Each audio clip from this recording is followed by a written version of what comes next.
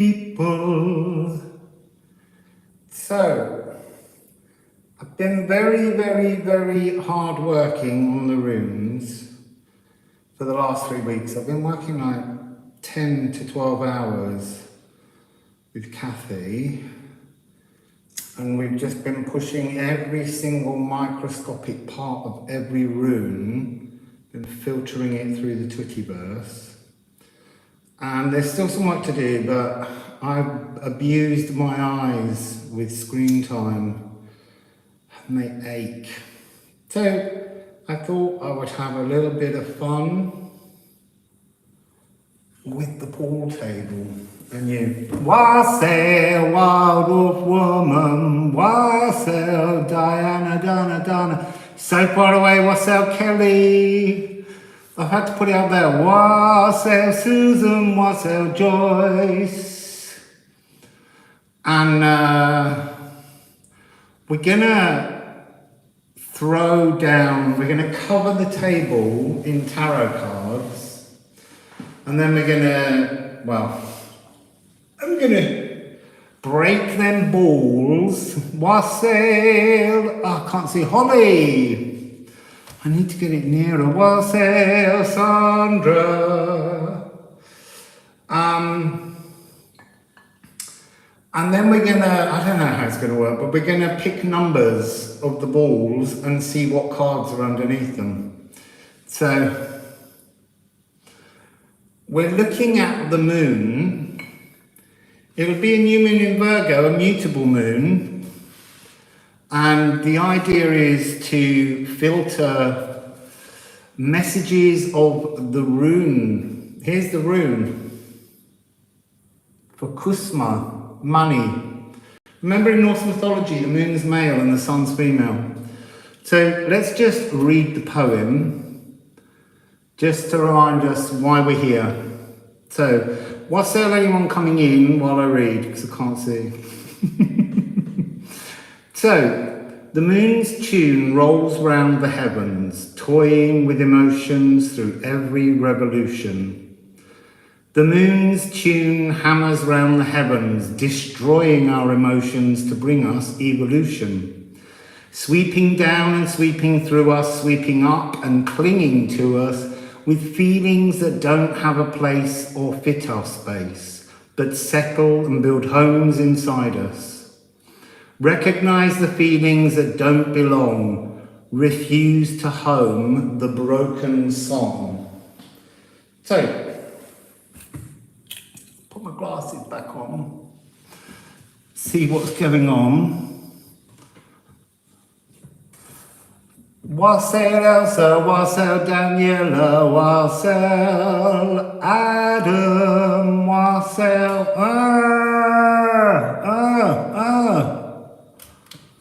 Wassail Matthew. So, we're gonna go through, gonna shuffle all the decks that I have that seem suitable. We'll start with the Paul Huson while we're all gathering. So what we're looking at, hopefully, is emotions that you feel that don't really belong to you, but they're created by the moon, and the moon then plugs them into something within your DNA that acts as a receiver, a trigger. And we're going to look at these because the new moon that's coming on the 27th of August is in Virgo, and it's mutable earth.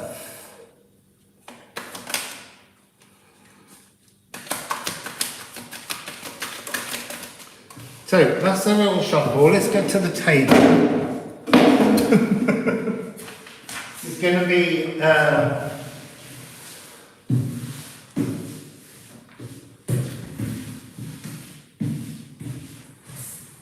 throw some down there, some over there, some over there. That's one set.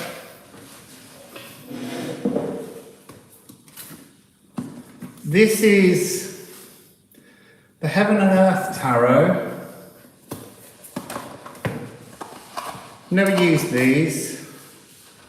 because I didn't like the artwork once I opened the box. But everything I look at tarot-wise at the moment helps me with the runes, so.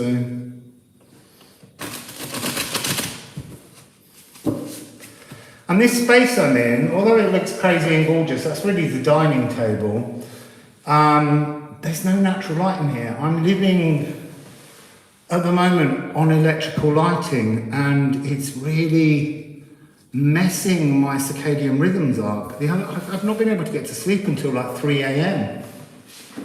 because I don't see any sunlight. I don't even know whether the balls will go over these. It might just ruin the decks. So, what else have we got? We might not need them all. Let's put down this one. We will make some timestamps so that people that don't want to watch this but just want to pick a number can have their wicked way. So they'll put these ones down.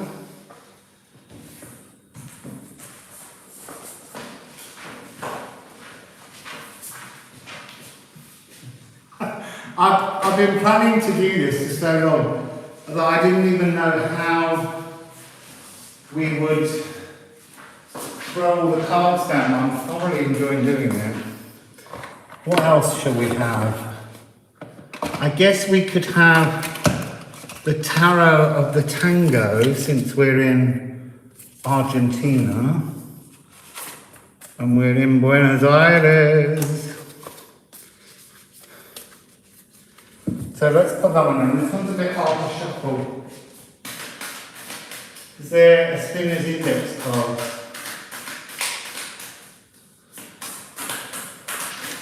Oi! Don't want to know what they are.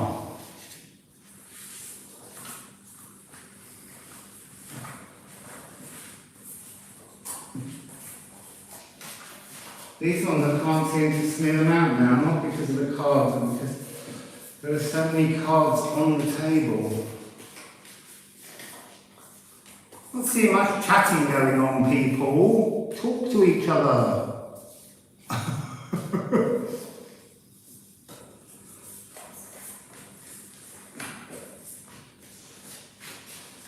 I don't know how this will work when the balls are in place and what we can and can't read and which ones I pick up from underneath them.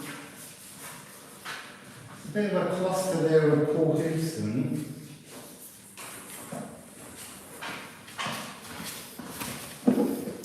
How you doing, people? Oh, you are talking.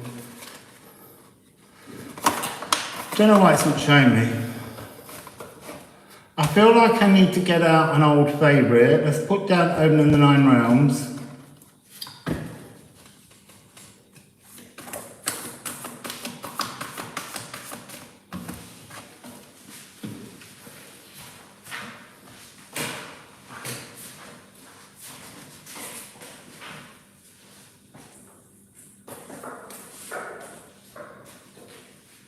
It's fun to have a different way of picking the cards.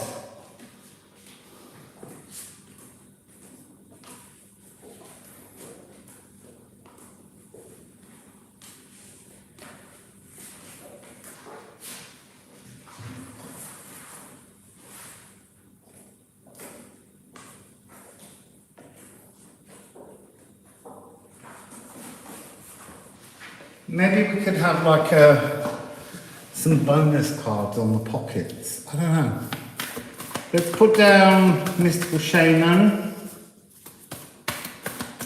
I bought loads of decks down, but we'll see how they all fit.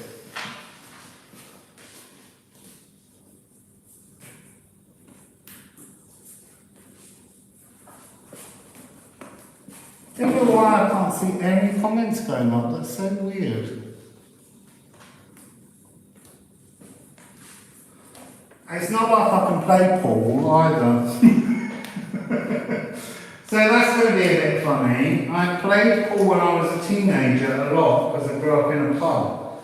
And I had quite good skill. And I had to go the other day here and I couldn't hit anything.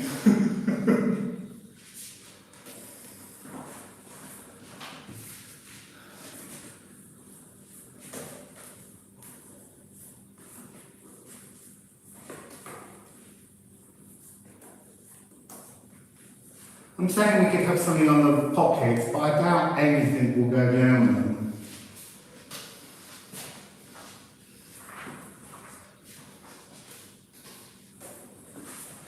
So that's another set. We'll have a sip.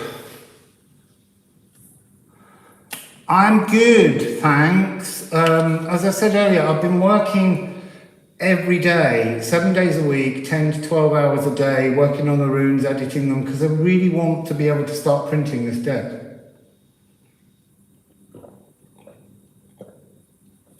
Yep.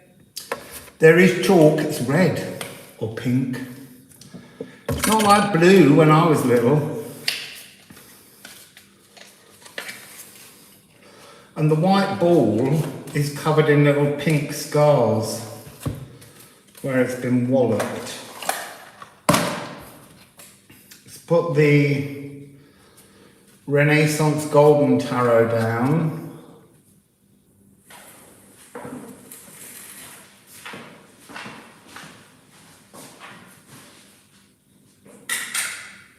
Also have to keep an eye on the charger. Can't plug it in where it is, but if we need to, we can move it. You just can't see the port over as well. So let's just throw some of these down. I love making this wonderful mess of tarot cards.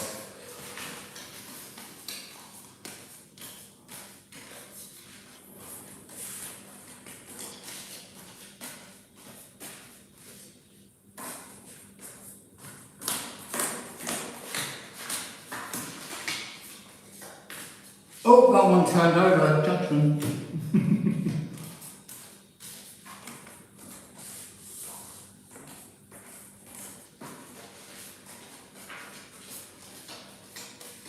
I can't even imagine striking the ball and it going wherever because the tarot cards will mess up its pathway.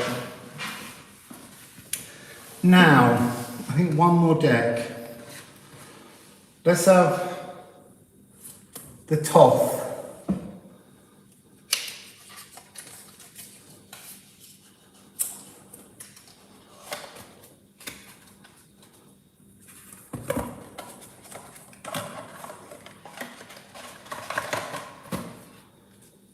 Oh, what's going on with this Thoth deck? Oh, I was working my way through it a few weeks ago before I got heavily ruined. Actually, I've been working here for 3 weeks on the runes, but actually, when I was in the last place, I was working on them as much. But I've just reached a point where my eyes ache from looking at the computer screen for too many hours a day. So, last deck.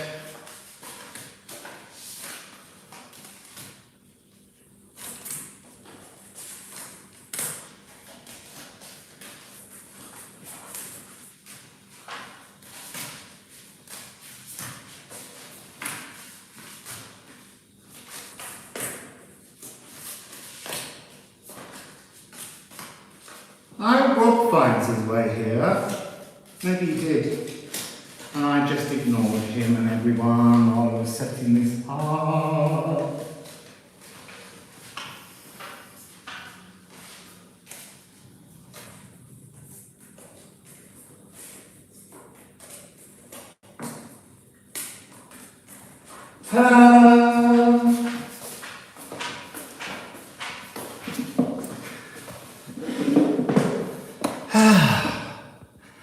It's making me a bit hot just moving all the cards around. I'm just going to make a little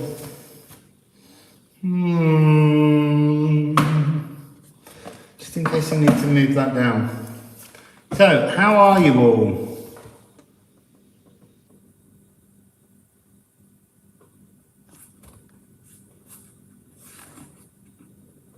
Oh, do you see, the thing is, I was thinking of coming to Cape Town, but you can't get any direct flights. And I can't be doing my layovers. So I have to come and return to Cape Town at some point when I'm somewhere where I can get a direct flight. So, because I do love South Africa. Here goes. Now, we need a full queue, apparently.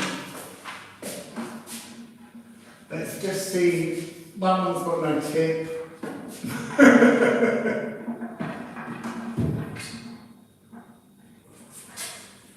This one has a tip. So we're going to learn with the chalk.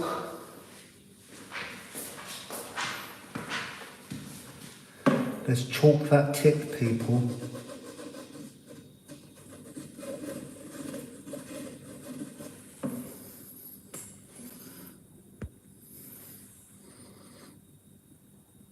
Oh, I do love a mountain retreat.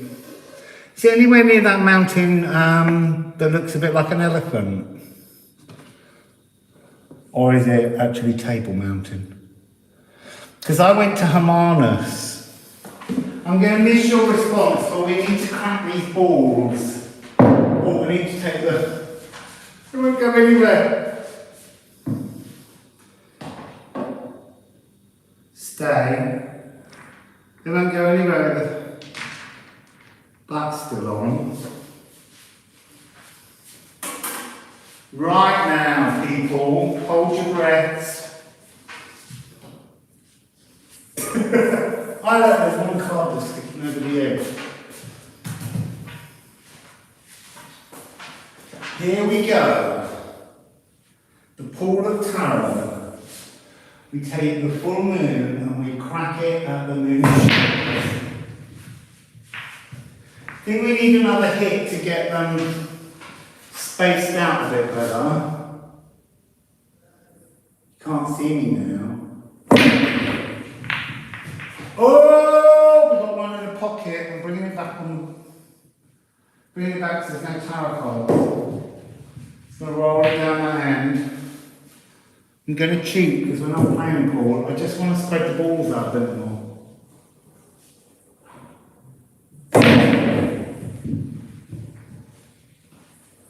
And it's going to knock this set because they're all, you can't have them while you've got no cards. They all need their own places. These ones need to go onto cards. Oh, I just something. Oh no, one's here. See, when you've never practiced something, you don't know how it's going to work. So, oh look, 2 went down. That was pretty clever. You need to be on cards. It's no help to anyone. So, I need to bring you a bit, oh no I won't, because you won't see the table if I move you down. Oh, okay, so elephant's eyes are very close.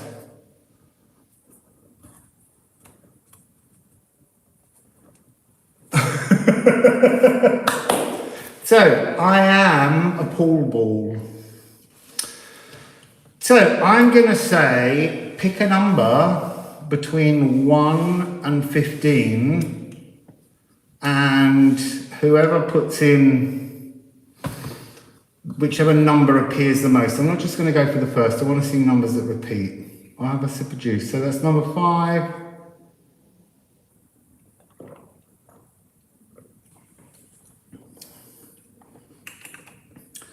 All random numbers, let's get some pairing numbers. Oh, I think I've seen 6 twice and 13 twice.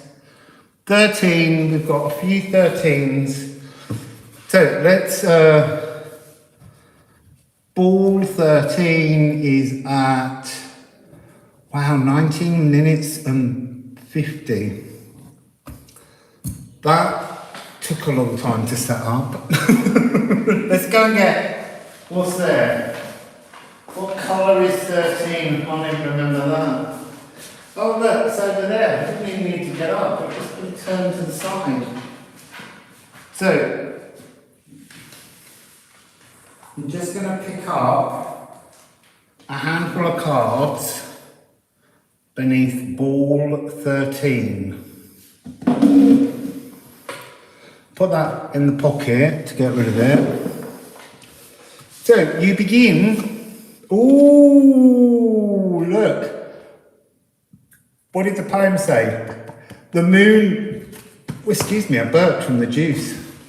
Hammers round the heavens. So we have 4, and that comes with these 3 cards. Okay, I'm glad you like this idea. I'm having fun with it. I just need to keep leaning in. Maybe I need to turn my chair a little bit.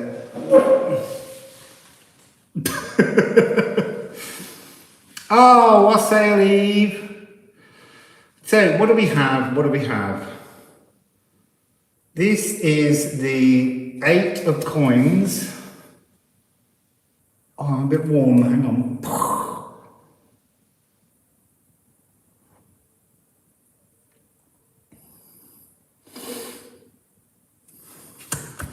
I am getting the energy of change your material priorities. Oh, and then we got the Queen of Swords. She's not a happy woman.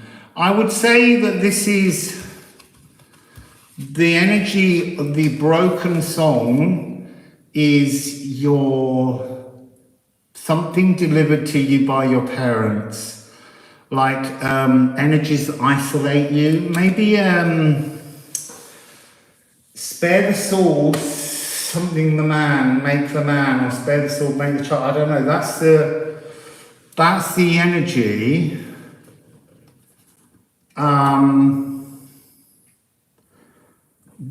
What I'm getting is an energy of like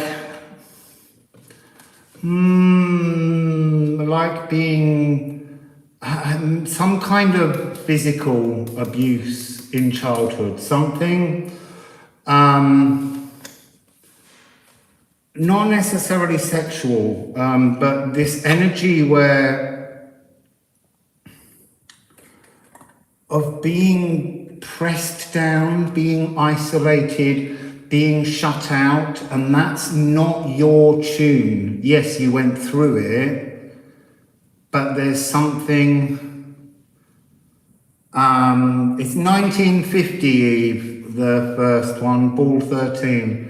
Something about picking up, receiving, tuning into, even though you didn't ask to tune into it, to an ancestral frequency that's nestled into your life, that's to do with an isolation caused by parental frequencies. But look, your parents did it because they're tuned into it. This is not about assigning blame. This is about understanding and appreciating an alternative. So these two, we've got the, who is he? He's the king of coins, the 8 of coins. There's something about, all of the coins are at the feet. It's like strip yourself of all of the frequencies of this energetic, isolating abuse,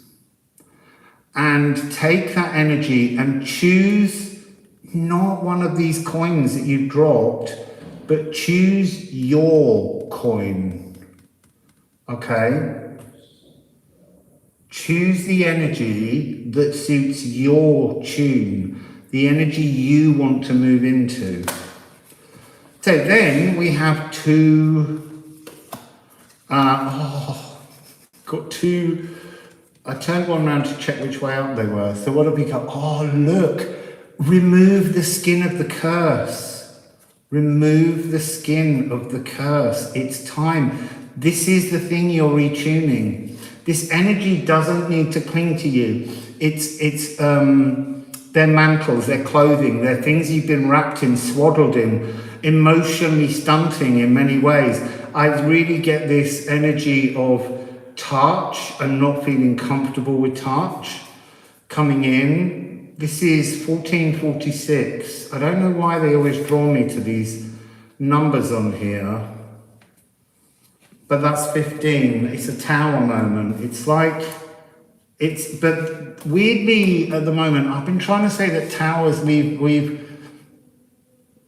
over time, we've taught ourselves as readers to negate the power of the tower. And actually, that's the point of the tower. It's to bring down the foundations so that you can rebuild them. So bringing down these foundations, all the pieces needing to be let go of so that you can actually hold a new energy, redress the balance. So we have that energy of the curse and shedding the curse. Oh, look at that. And moving into your truth. So I would say that the energy of this moon ball tune, the broken song, is down there in childhood. The isolation, the mental, physical abuse. You know, abuses can come in all forms, and no form of abuse is more difficult. They're all relative to our own existence, but they can all chain us up and they can all hold us back. But this is a tune that you can drop, because being a Virgo new moon, it's a chance to mutate physical. You know, these are physical energies. You know, this freedom that awaits is hidden within the card, and your new truth awaits.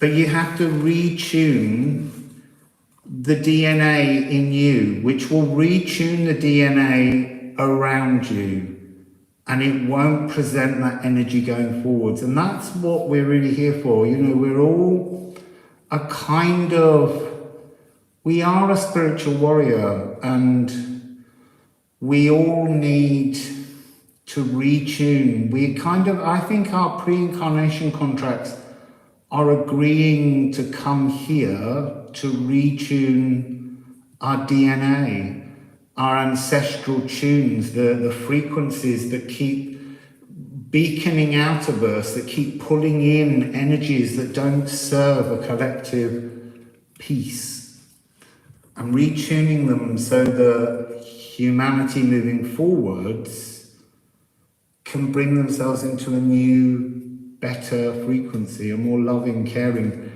touching. So I've just remembered that there's that new singing bowl here, and it kind of walks between B flat of the nervous system and A.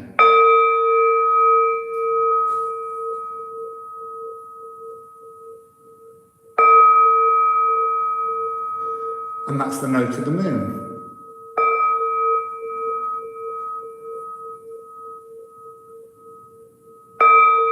When's Eve's birthday? September the 4th. That's the day before my nan. So,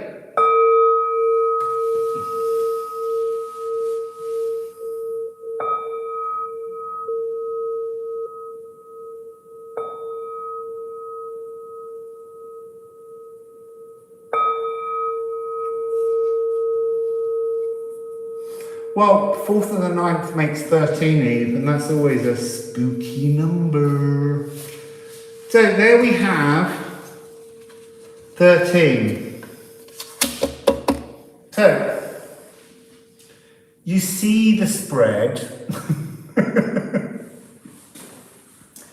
Where are we going to go next, people? Throw me some numbers, and when I see a number that keeps repeating, I'll know that that's the one we're tuning into. Going to keep ringing the A, B flat A. It actually changes when you stroke it.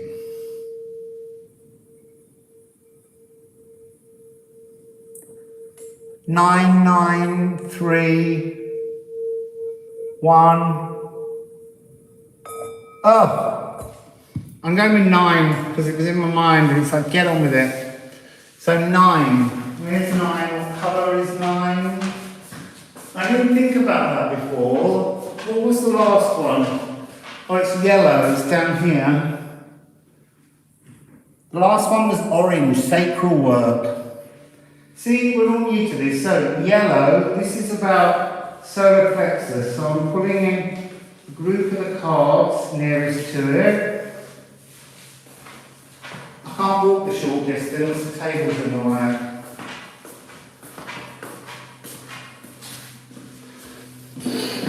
So, Divine Nine, sacral, solar plexus energy.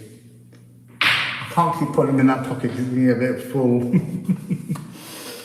So, let's have a sip of water. I've got it all here. Been buying a lot of water kefir here. I love water kefir. This is just water though, in the empty bottle. So, I need to put that I-Ching deck over there. So, what do we have? What do we have? What do we have? Going to begin with the Odin card. Midgard. This is a broken earth song. Oh, they're all earth songs in many ways, but some of them concern different parts of the body. So there's something about the energy of the sun. I'm getting an energy of Sirius. Let's have a bell.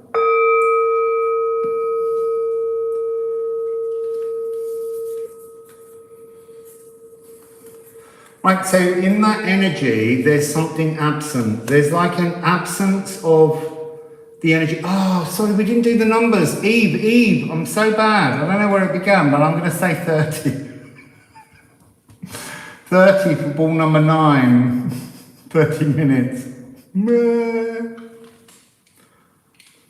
I don't usually forget numbers. Just too excited by the pool table. So yeah, there's an absence of frequency. There's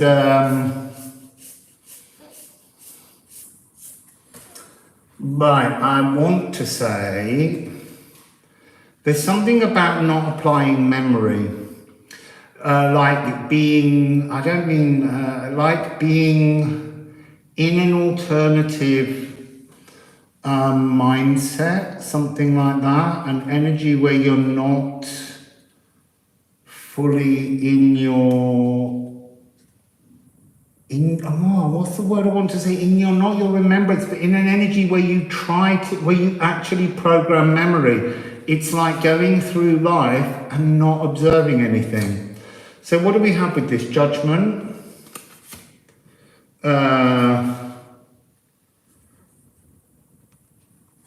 Tears, which is the 10, the 9. And we have here the 6 of Cups. So this is coming across as a mournful energy of not belonging.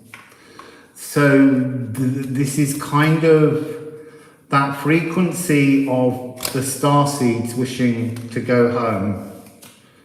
So we're getting cards in pairs. There's something about missing a soulmate somehow within this. So what do we have here? 9 of Cups again. 999, I'm getting that sense of 999 is the number in Britain for the emergency services. So I'm sorry about the lighting, but there's no natural light in here. I've turned on every light I can find. So the 9 of Cups and the King of Wands. What am I seeing in this?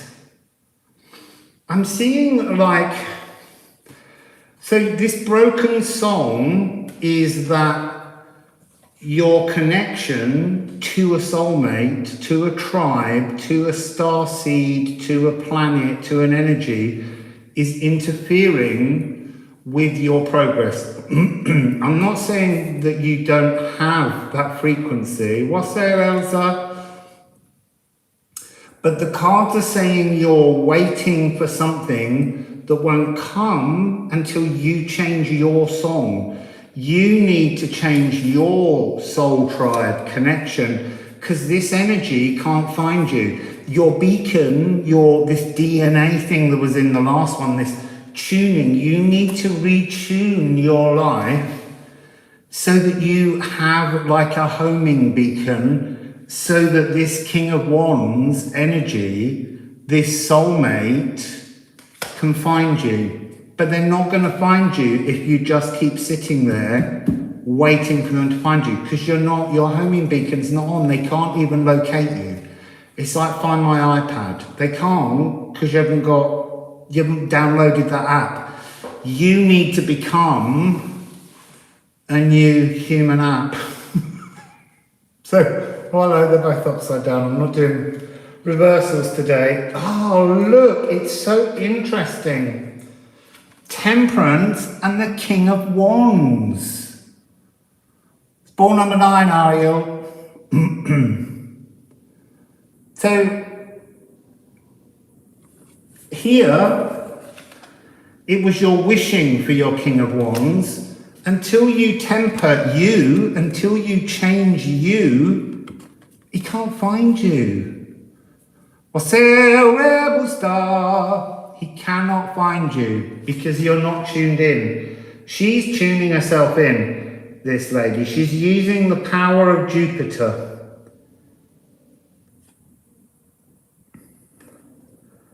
I feel like this guy's behind a Leo wall. We're in Leo season, and he's kind of hiding behind an army of lions, an army.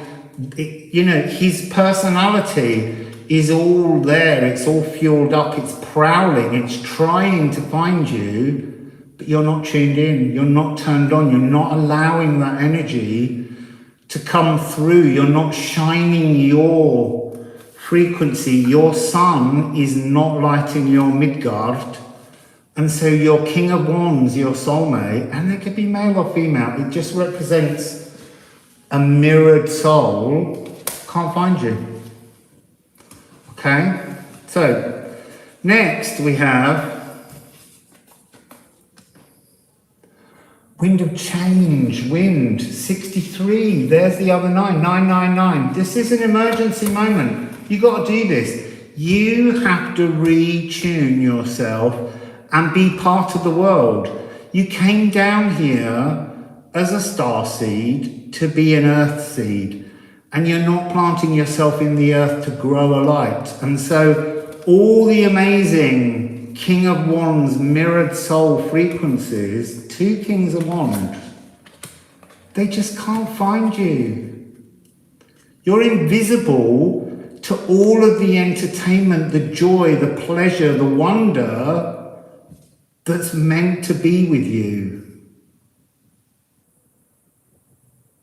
Fabulous, Ariel. And it was into it was a 9. I love it.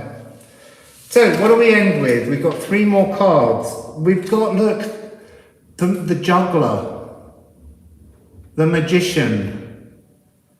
It's almost like this is coming across as a deceit.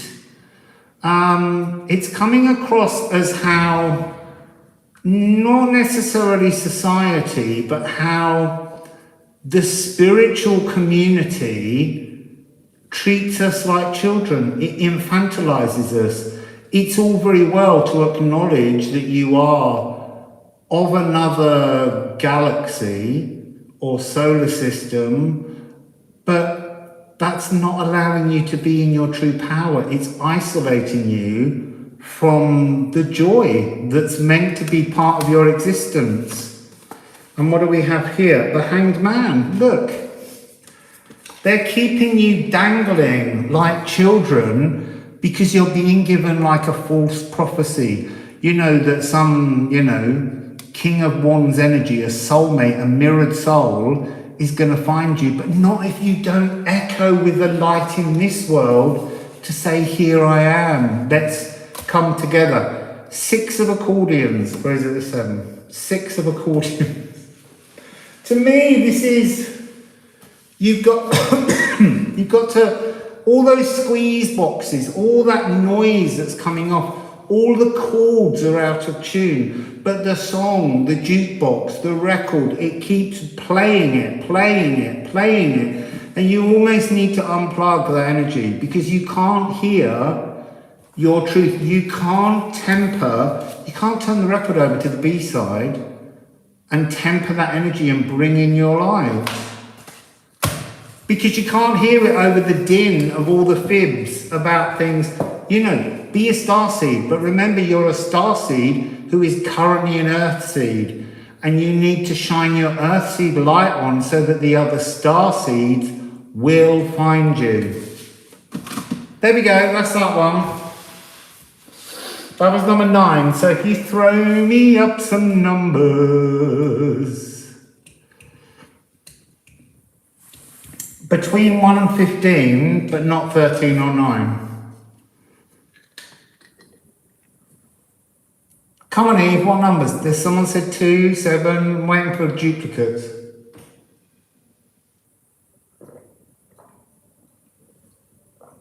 Two, 7, 5. 2 7s now. 3 7s, we do 7 people, 7. So let's put the timestamp in ahead of ourselves. 41, 44. If Sasha's watching, there's your number. Oh, so, what's the 5 ball? It's here.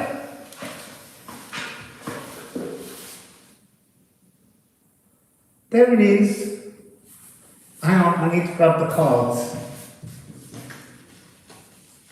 Right, they're the ones we're having. It's a lot of 5. So we're dealing with a sacral message. Put that in that pocket. So, let's have a bell.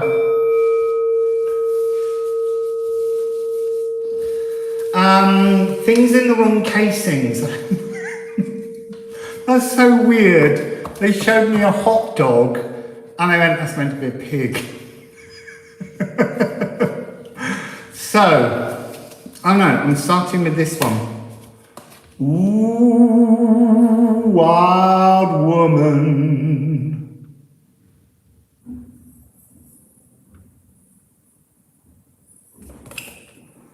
So this is 62. What am I getting from her? Misplaced expressions. Misplaced expressions. Well, yeah, I know. It's so weird. What they were showing me was a hot dog with all the steam coming off, and it was in the wrong case, as in, you know, this was a living creature. It's not to give a message of don't eat meat. I really don't want you to think that's what's being pressed here. It was an image of a hot dog. There's something about the speed of it, in the wrong casing, in the wrong expression, not being free to express yourself. It's a kind of layered origami unfolding. And then it comes with 3 tarot. So this is card 33. So this is a master number of the 3D world. It's the 3 of batons. And I wasn't doing reversals, but it's about bringing something to an end.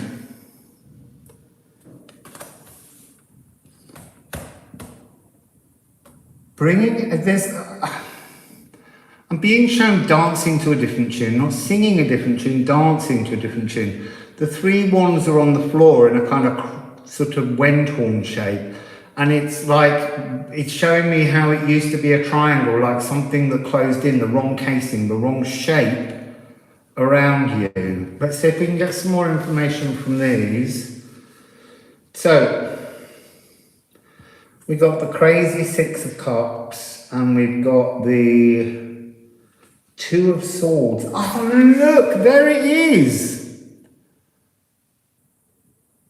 So So I know it was 3 wands, but that's what they were showing me in my head, was dancing like a Scottish jig, but over batons, over 3 batons, over Wendhorn, the unbinding. This is the sound of the unbinding. This is about an energy that you're locked into. This is something about a broken song, something to do with a personality trait that you hold on to vehemently that's not your truth. It's an ancestral truth. So, we have here, I want to say, a committee of cherubs. This is the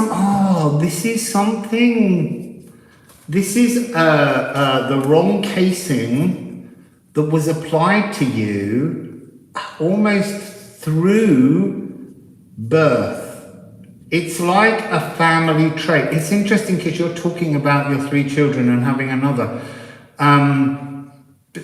There's something in this card about how we are all, this is really about the DNA, the parts of your character that are determined by families. You know, when people might say to you, or you're just like your mum, or you're like your aunt, or you're like your brother, or you're like your father, and they don't allow you to be just you. So this is something about being held back. You know, in life, being capable of more than society, family will allow. It's almost like you can go and see some member of your family when you've grown up, you've gone away, you've been, I don't know, in a job, university, something, and then you come back to see your family and they'll think you're 7 again. You've changed so much, and yet there's a rigidity around family that won't allow you to see past the hot dog casing. They're still slipping you into that hot dog energy, and you're not allowed out there. So we now have 2, I have to hold them that way. I'm not looking at them until I show them to you. I'm just lining up the arrows. We have 2 mystical shaman. Ooh! So the blade. To cut, you see now? This reminding me, when I just went out, there was a shop. And as I walked past it to go to the place that sells all the yummy vegan bread and cakes,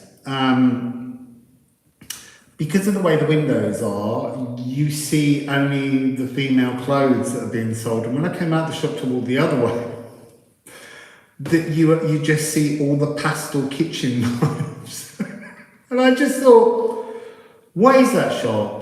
Is it a shop for very well-dressed women with pastel knives? And if it is, what is the idea behind it? I just feel like that's part of the message. Soften, cut, slice through. I almost want to say that there's nothing, I'm not feeling what I usually feel with this card, which is be a wild woman. This is more about how you've been held back. You've had this energy put upon you, and it's the wrong casing. It doesn't suit you. And you're moon's bringing to your sacral a realignment of all that's you, if you want to work with the energies, to align, to cut out of the casing, to slice through things and bring a new energy in. And it's, look, this is feminine energy, this is the vulva, and that's that frequency, that's the contrast. You know, oh, you wild thing, you, and then we got the chrome. energy, the wise woman, the shamaness. And there's something about how you're both. You don't need to be one or the other. You don't need the casing, the definition. You don't need the restriction. You need to cut through the crap that other people are deciding from you. And as I say, it's been there through not the accident of birth, but by birth itself. You know, we're all the same in our innocence.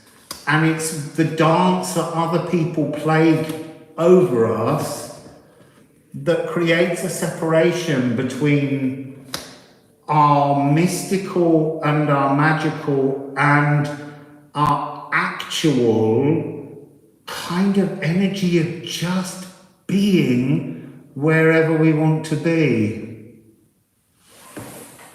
you know, and how we want to live our lives.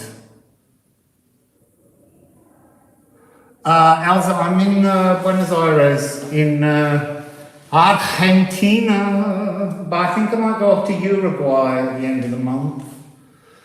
Because apparently they've just got the best gay rights anywhere here.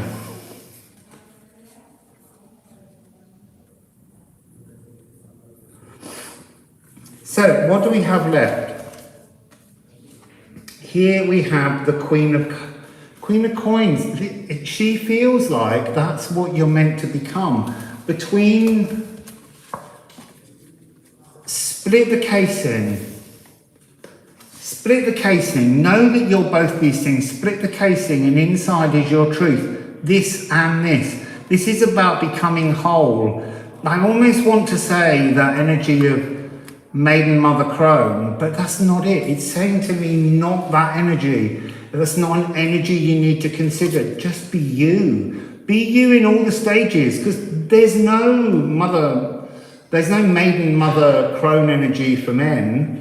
You're just who you are throughout it. You know, and in a weird way, I've always loved it, but in a strange way, those energies are about when you're fertile, and that seems a poor way to judge a woman on how fertile she is. So let's not do it. This isn't the broken song, is that you're only somehow, that you are categorized, that you're of no sort of, it's giving me the message of fertility and saying that we make that energy almost about the most important part of being a woman, and it's just a part. Yes, it is the magic part, because a man can't make a life, and you can make a life. And yet it's not yours. It's not something that you should be encased in. Free yourself of, I don't know how to put it, you know, free yourself of something to do with fertility. Free yourself of the pressure for some, maybe. I often hear people saying that parents are trying to force them into having children. Just, you know, let be. You know, when you're fertile, you're fertile. When you're not, you're not. They're all parts of an energy of life, but don't allow stories to encase us, because that holds us back. Okay? And then, Chitaro. So they're that way. I have to hold them around the right way for you to see them. So it's interesting. It's the Queen of Swords again. She's not in this one. She was in the other message. And in this is the energy of the finality of dealing with the Queen of Coins. This is Pallas Athena. Pallas Athena births herself fully made. She isn't a maiden, a mother, or a crone at any point in her life. She's just woman. She just comes out, Wassail, Kathy. She's just woman from the beginning to the end. She comes out as a fully armoured and armed soldier almost. So it's exactly this message. The broken song is being maiden mother crone. The truth is, you're woman.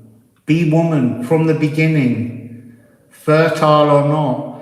You know, I think of all the pressure that women go through when they can't produce children and the extremes of emotion that that brings. So that's part of this message, because it's a broken song. It's a song being used to abuse. Oh, the womb! It was ball number 5. 9, 5. 5. Change the old womb story. And then you will have, in whatever form, a happiness of home life, because you become just woman. So, we end with la fuerza. That's your strength. This is one of the Tango cards. So, your strength is in defining yourself as a powerful woman, a warrior woman, Athena.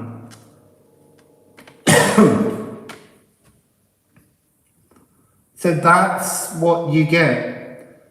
Be you, be whole. And actually, do you know what? If you go back to the family that we said at the beginning, who still keep going, look, you've been having sex again and all that kind of stuff, just go to, I know. Because I'm grown up and I get to choose what I want to do. And you have to stop wagging your finger at me. So, that's ball number 5. I wrote 7 down there. Did you ask for 7 and I picked 5? I don't know. Eve will know. So, that's another one. Let's have a sip of this juice. It's got orange, lemon, ginger, and a remolacha. I don't know what a remolacha is. I'm assuming it's a berry.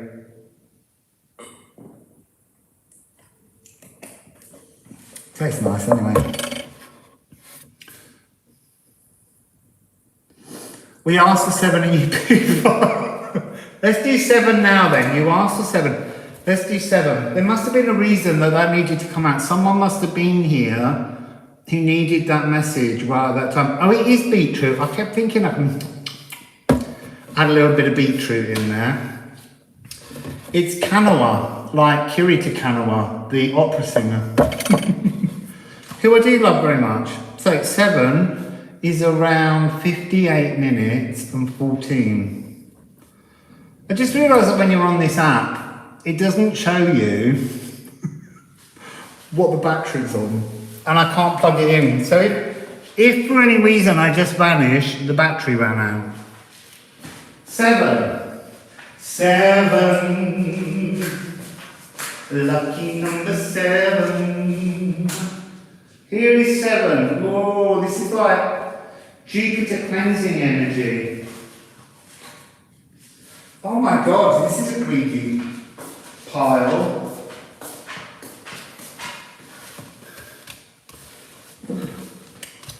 So, 7, Jupiter frequency. This feels like a great cleansing energy. So, didn't think about what colour that might be until it came. Where do you begin? Let's have a moon bell, a double one, and a triple one. So,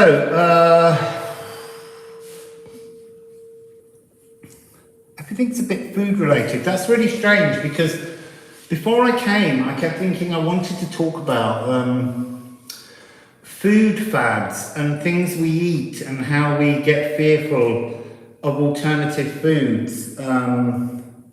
And yet again, like the last, now they're showing me an image of a goose in an oven and all the grease coming off it, like a cleansing. Cleansing, when you kill the goose, cook it and eat it.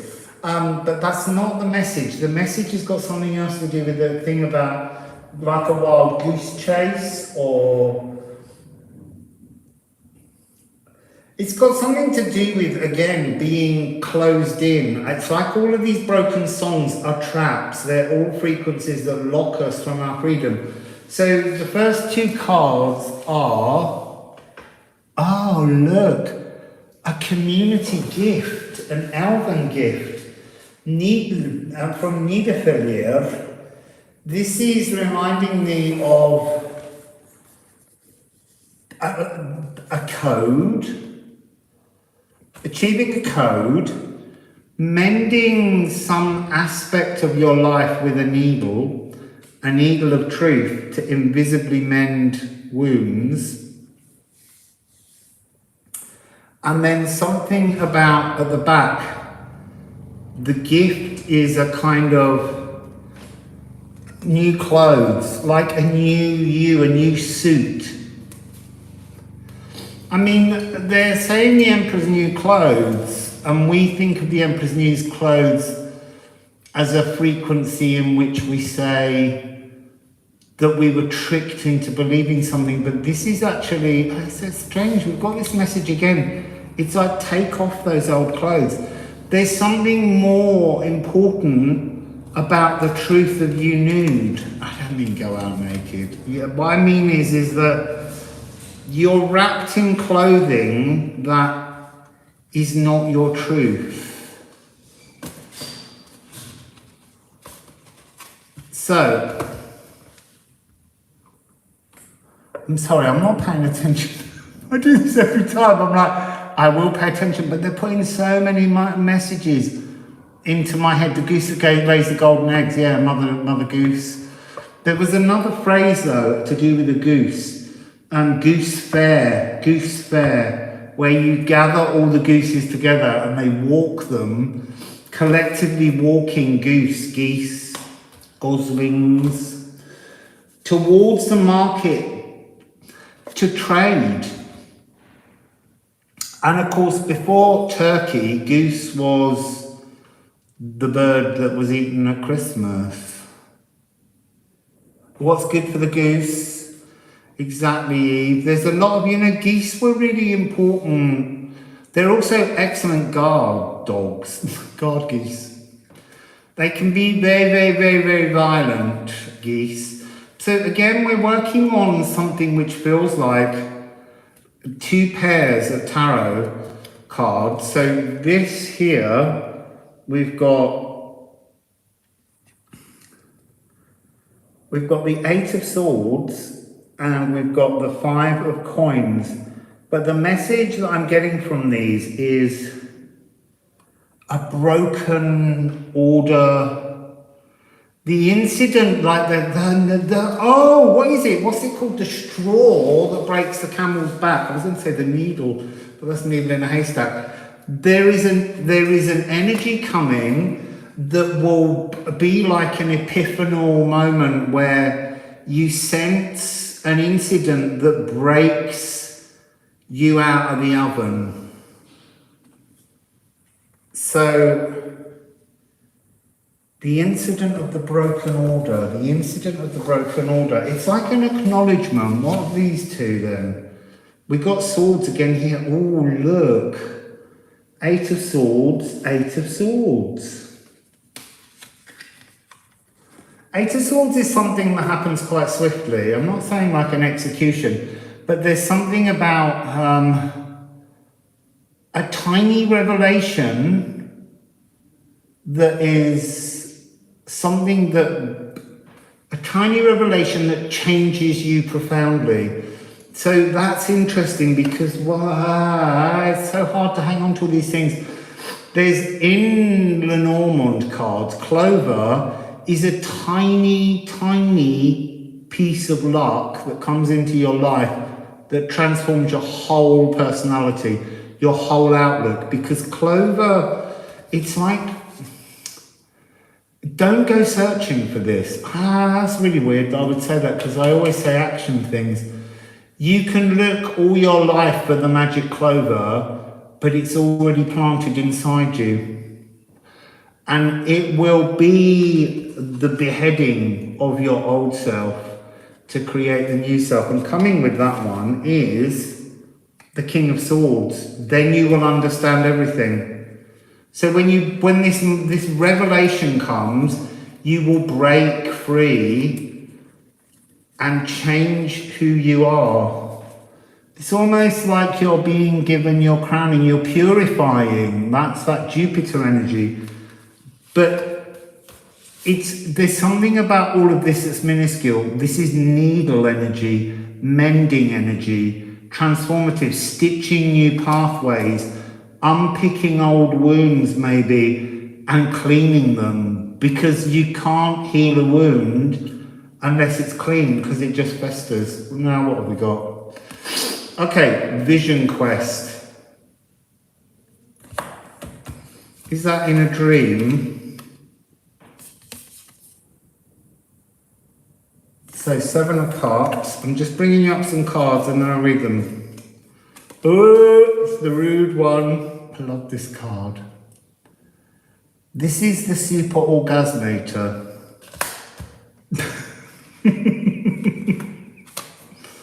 And it comes with the Tango card. Oh, look. I feel like this is like,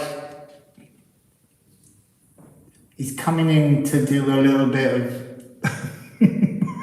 circumcision.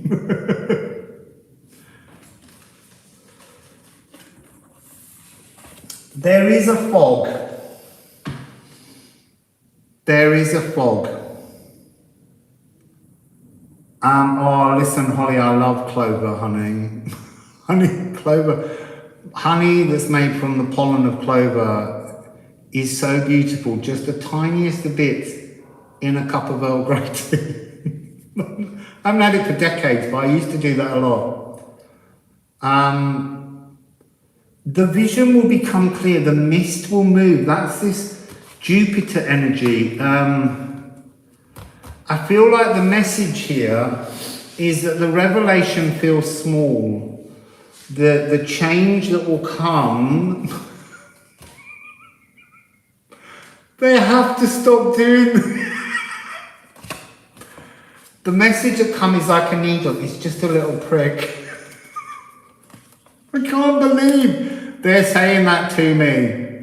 So the message is, it's just a little prick, this moment is tiny, okay, but this moment will come to fruition. You will understand it a little now, but it will transform and become something more enormously tangible to you when Jupiter steps back in its retrograde period into... I'm so sorry. I wish they wouldn't put those messages in my head. So when Jupiter steps back into Pisces, is the wish energy. That's when Jupiter in Pisces is the 9 of Cups.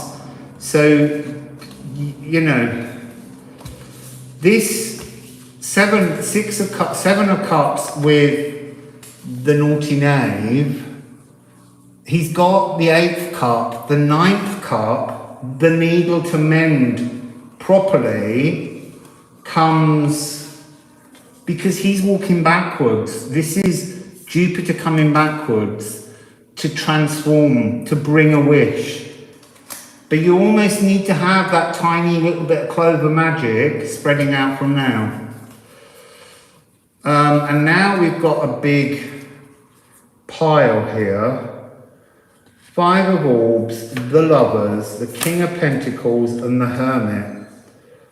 So what am I getting from this? There's something about, this is talking about like a ram running headfirst into a mirror. It doesn't actually enter, this energy doesn't enter until sometime, I think it's late November, early December, when Jupiter finally reaches Pisces. And look, we're doing this energy of pairing. you know, the mirroring energy. Everything mirrors. It's like this moon that's coming now is the beginning of the next part of the mirror, like the reflection turning on and being brighter than the light of the actual world you're in now. Thank you for that. And then you have the King of Coins and the Hermit. It's almost like bringing a new you, and it is to do with Virgo, the mutability of the Virgo moon. This is Virgo energy bringing you from behind glass into the world, into a community. And we got more on this one, there were a lot.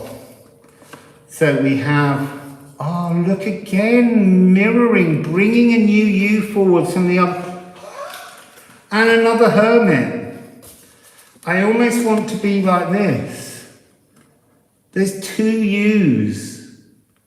There's two of you. Go and find your other self. This is a moment to wish for your other self, to bring the other you through the portal, through the mirror. Embrace yourself. Be at one with your truth. And then we end with a mixed bag of cards. So this Five of Cups with this Queen of Cups, remember you're trying to bring the fullness of you through as the King the King of Pentacles. I just checked, I had a moment when I thought it wasn't. It's like if you grieve for your past, if you grieve for lost opportunities, if you stay in this dark energy and don't bring it to the light, these are kind of interchangeable. It's so weird, this energy. So they're saying, you know, that's the mirrored you and that's the you in the world now, but you're kind of bringing the future you becomes more colourful and you leave that version of you in your past. It's a mutable energy. It's exchanging new lamps for old, new souls for old, new personality for old, transforming you in some kind of mirror. And if you mourn for things that you wished for that never happened, you will never pull the new you from the mirror. Okay? You will never pull the new you from the mirror. And then we end with the Magician. You have to pull the rabbit out of the hat. And the rabbit is the Queen of Cups. You're pulling the new Hermit you through the mirror to become, I want to say, more emotional. She hasn't even opened this cup. It's a closed cup, but she has the sword, the needle, the energy. She's healed and she's ready now to pour, but she's not going to waste. So I'm being shown the energy of not wasting your Ace of Cups. Every day when you wake up, you have a full cup of psychic emotions, joys, whether it be empathic abilities, the magic, the magician. You have a full cup. Your old you, the old Hermit, is full of leaks. It's like it's just bleeding out somehow. And you're supposed to be bringing through the new you that has greater stability. I'm just being, I isolated these cards. There's another message hidden within this. It's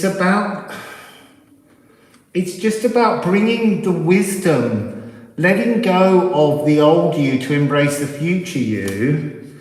And it's interesting because there's a Three of Swords in the middle and the owl. The wisdom will remove the pain from your heart and bring you into, is it Judith energy?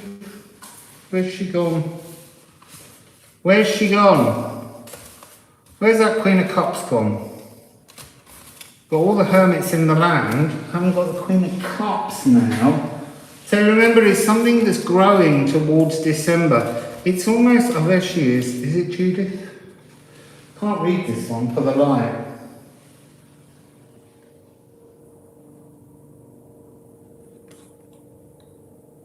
Yeah, it looks like Judith. I can't read it, it's so black on navy blue. It's in that corner, but you can't see it. Judith. Judith knows what you need to kill off to save society. And you began with of being more value to the society, to the family, to the tribe around you. What you got to kill off is the old you. You got to transform the old hermit you into the new hermit you. That's your message. Ball number 7. So, pick some random numbers. Let me have a sip of water while you throw numbers at me. You can have anything between 1 and 15 except 5, 7, 9 and 13. All odd numbers. 12, 11. I wanted to drink before you start putting numbers up. Got 2 3s.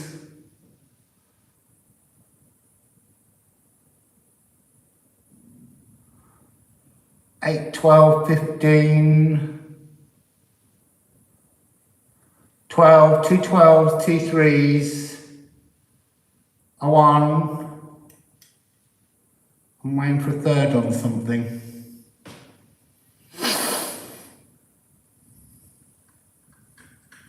Got 4, 4, 4, 6 across the top. Okay, 12 gets it, because I didn't see enough numbers. We're going for our dozen.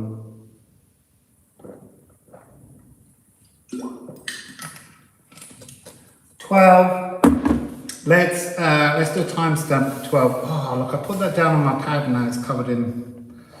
This is our first even one, and it's at 77.30, which is a nice number. So, thousands are falling down. 12. I don't even know what colour it is. Oh, here it is. It's purple. So I'm going to take those. That's how we deal cards now. We just pick them up from a random pile. So we're dealing with moon third eye issues.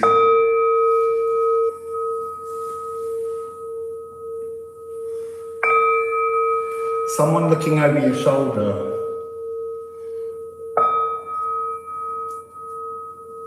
I get the feeling this is a message of some kind of guide over your shoulder.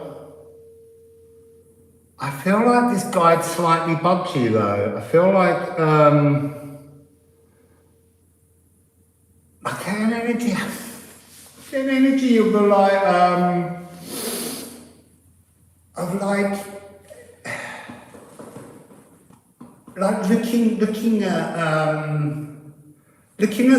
looking at these cards over your shoulder, and you weren't ready. It's like, I don't know. There's a feeling of this guide being a little bit over involved, almost poking you too much, being a little bit. I feel like they might be a bit of a novice and they're not quite sure how to let you work things out for yourself. I don't know. Let's just going to put that one in that pocket up there.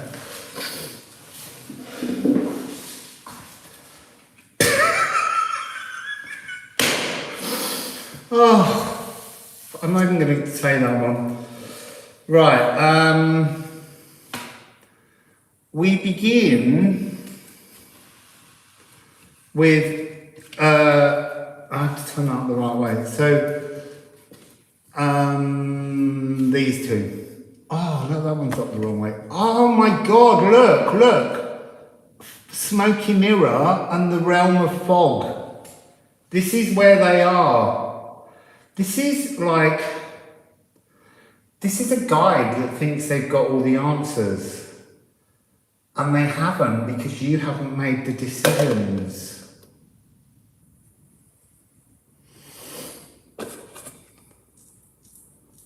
I also get the sense that this is someone, so they got lost in their life. They drowned, maybe.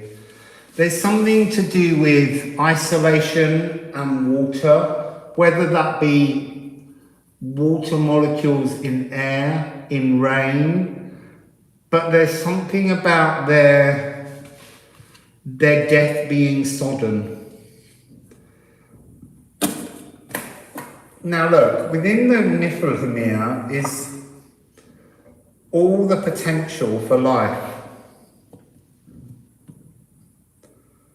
I feel like they're trying to fill your life with their potential. I know this is not wrong. We can't say that they shouldn't be doing it.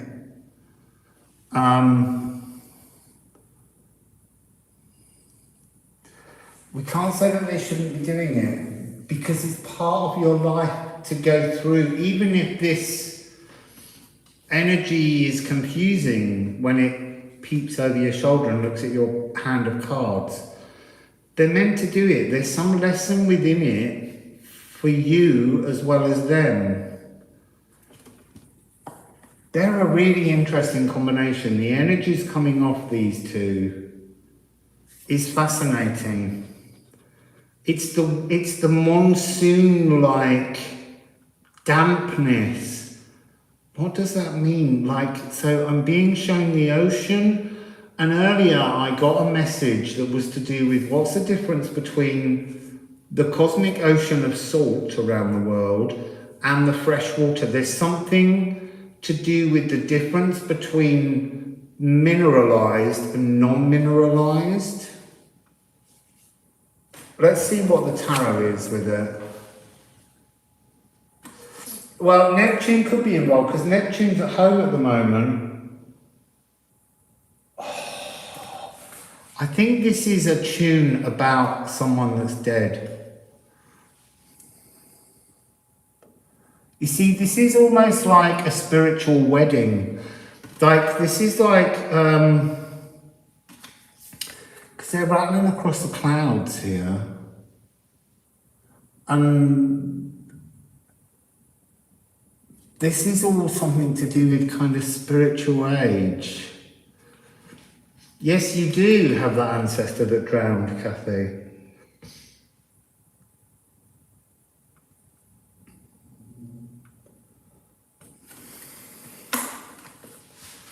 I think what they're putting in my head right now is the energy of a dead soul awaiting you. Now, look, I'm not trying to say they're in spirit, and I'm not trying to say that they're like, get this horse and cart and I'll push it over the edge of a cliff. But they're waiting for you. They're here. I really get that sense of the whispering in your ear energy. But I feel like you've had with this person, you may not have even met them in this life. They could have been in spirit since the last time you were around together in a life. And that life doesn't have to be here. It could be anywhere in the now, the past, or the future, but you've already lived it. And there was something that was a spiritual marriage, something that I'm being shown like a unification of two souls in spirit. And that makes me think of that notion of the mirror soul. If you reverse time, it's complicated. We're all individuals, and at certain levels we start to move into collective mind groupings, philosophical agreements, and you move further and further up dimensions. And at some point, we are the Elven Ring. We are billions of souls, and we are that now, but we are billions of souls, and we all think and speak with one voice because we're so united, we're so close at that high dimension to Source, you know, just steps away, that we're almost like a collective soul, an oversoul, whatever you want to call it. I call it Elven Ring, and Elven Light.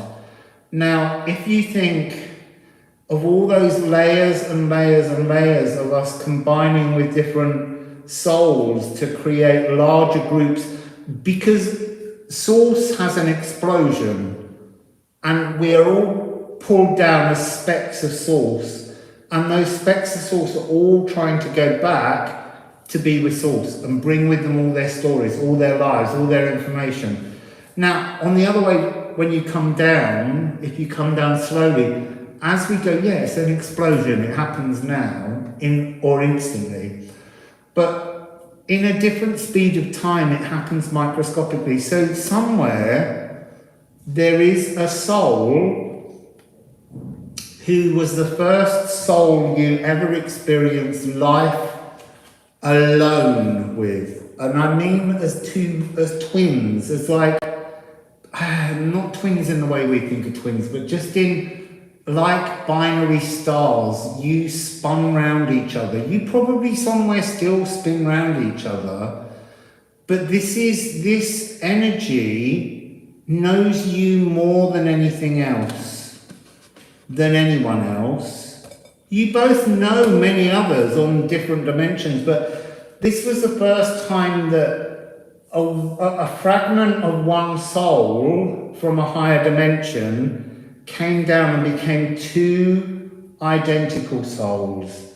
And it's so that you can keep each other's egos in check. It's so that you can keep the other safe. It's so that the love between you is not ruptured or fractured by anything else that spins. I mean, I almost want to say that, you know, you were a binary star, and you are a binary star. Maybe somewhere in your cosmos, like there are in this cosmos, there's binary planets, but the energy I'm getting is of two frequencies that just belong together.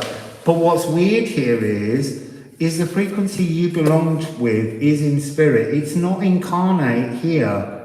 Okay, it's just not here now. So, what else have we got? So, we've got this. Oh, this is weird. So, I feel like you've not lived physically at the same time for a long time. It's almost like either you spill out in life or they spill out in life. But I don't feel like you've been this, I feel like you've not physically incarnated together for a wee while. A wee while. I mean, you did it yesterday in some part of time. But there's a yearning, there's a spiritual yearning in this. So now we've got these. Oh, we need to turn them round. Let's get them the right way round.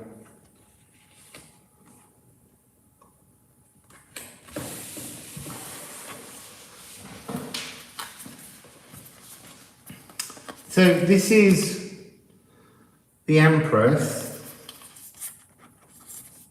There again, the carriage, this journey that takes place in another space.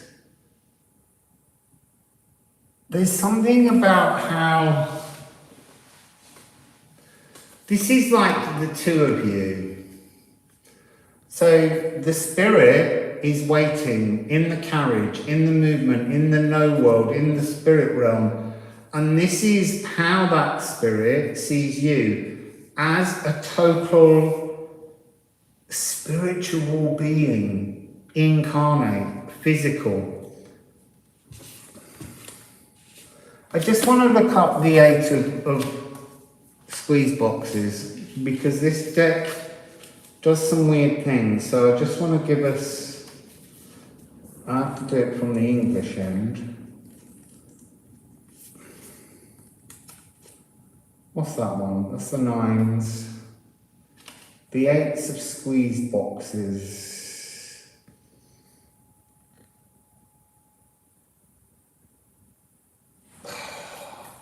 It's a sacred connection. I'll read it to you because these are all based on the tango. The tango is meant to be a very sexual dance.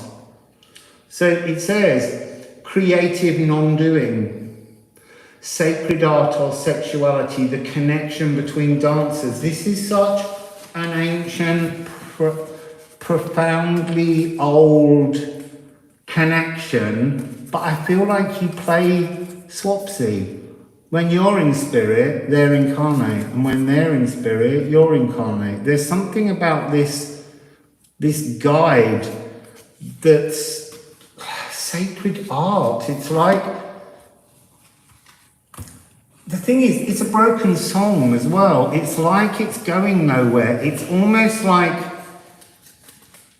you need to, I don't know. I don't know what the answer is. Let's see if the cards give me the answer.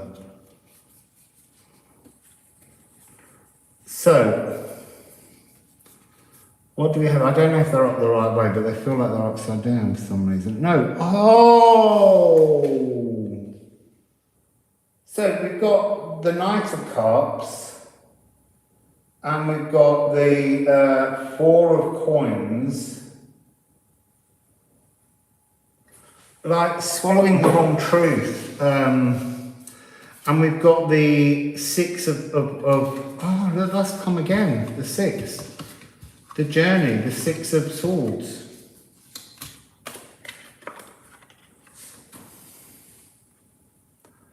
So this is a Japanese wish god, and you get it and it has a blank face and you draw an eye on it and you say, when you give me what I want, I'll give you your full vision. And so it's about a wish fulfillment.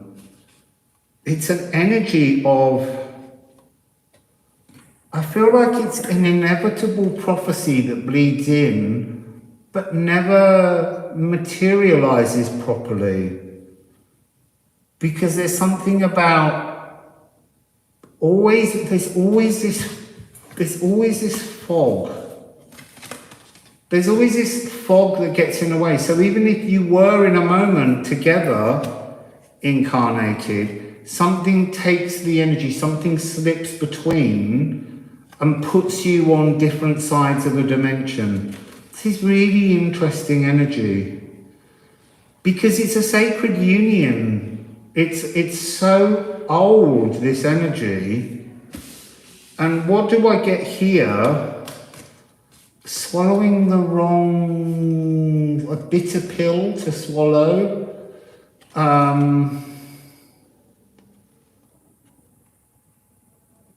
Again, these are just like, these are 2 different worlds. There's something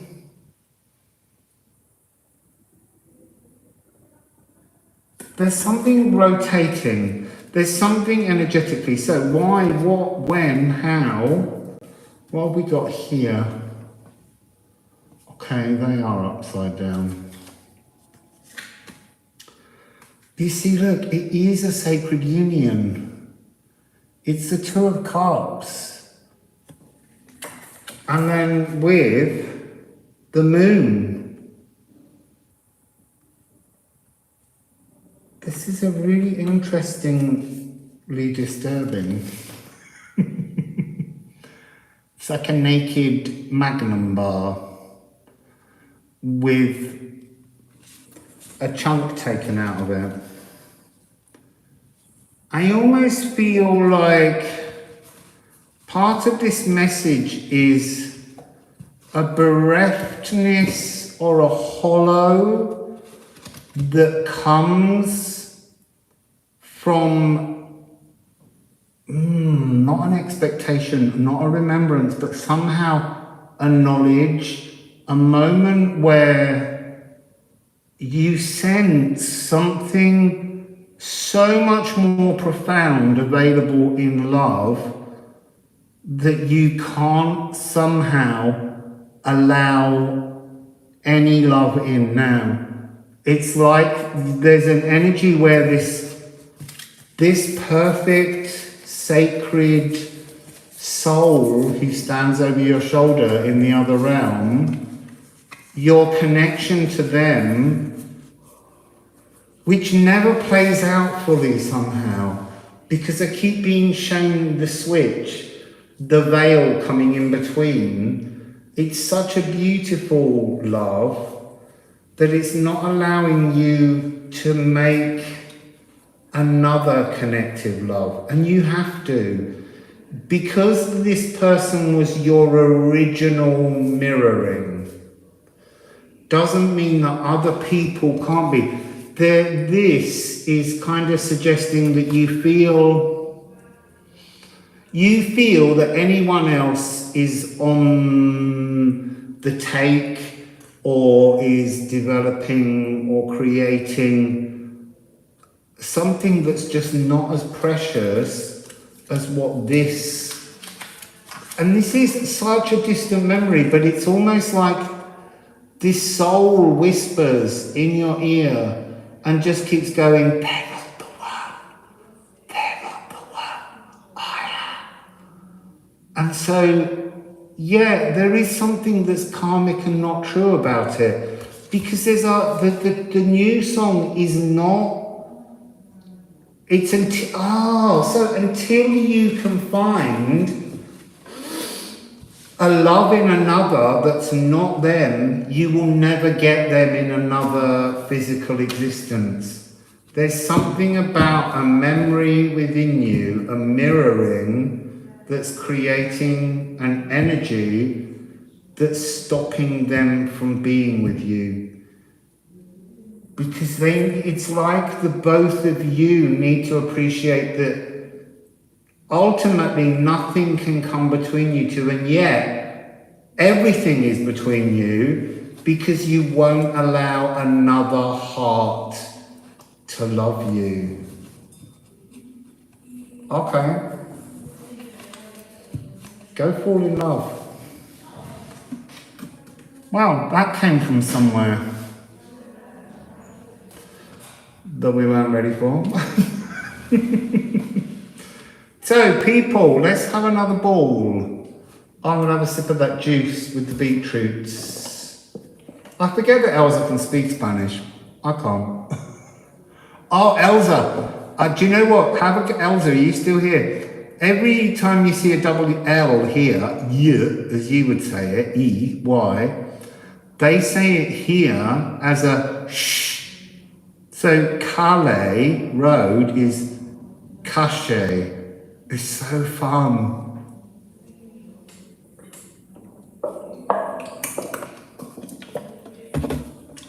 Oh, it's getting more beetroot here as I go down the bottom. And I shook it. Sorry, numbers, wasn't paying attention, too busy playing with Elsa. Number 8, someone moderating will explain. Yeah, I'm sorry, that was really deep. I'm not sure where they always surprise me, messages like that, because they unfold really, really slowly before they reveal. Oh, Jim, hello, mate.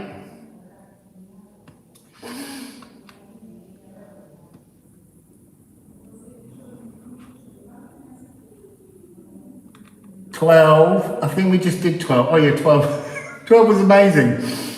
So, 8's come up again. I think we just go with the 8 ball. This might have a curveball message, who knows? So, we're at 9939. I love that number. So, 9939. Number 8. It's right here.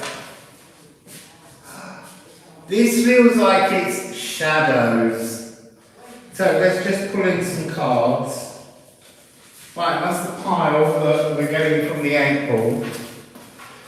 As I said earlier, this could cut out at any moment because I can't tell what the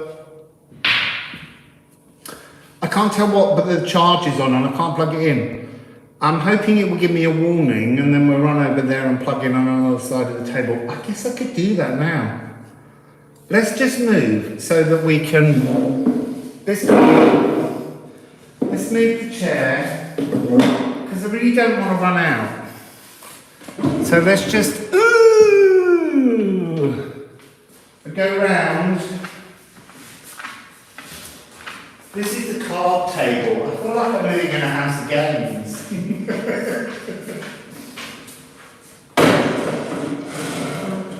So, now, we need to take the chair. Sorry people that pick the 8 ball and have just tuned in at this moment. We might put a second timestamp. But maybe there's something about moving.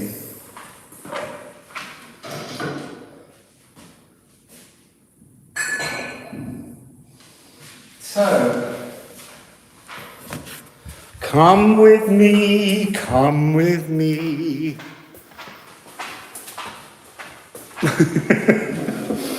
Now, you can just about see the table.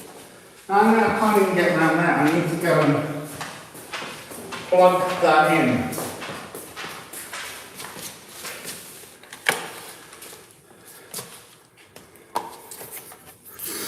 So let's plug this in.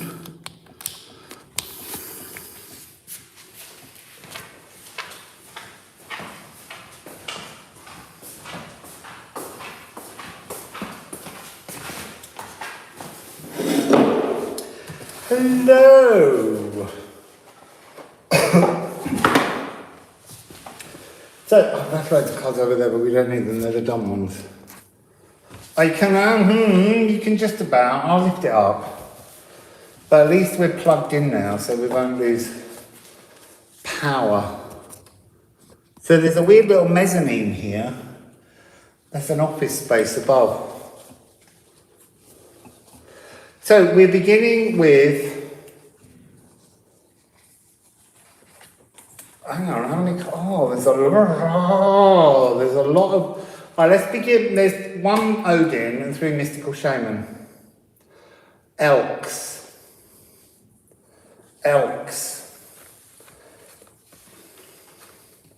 I feel like I'm being shown an energy of hiding from shadows. I'm going to ring the bell. I need a wee as well.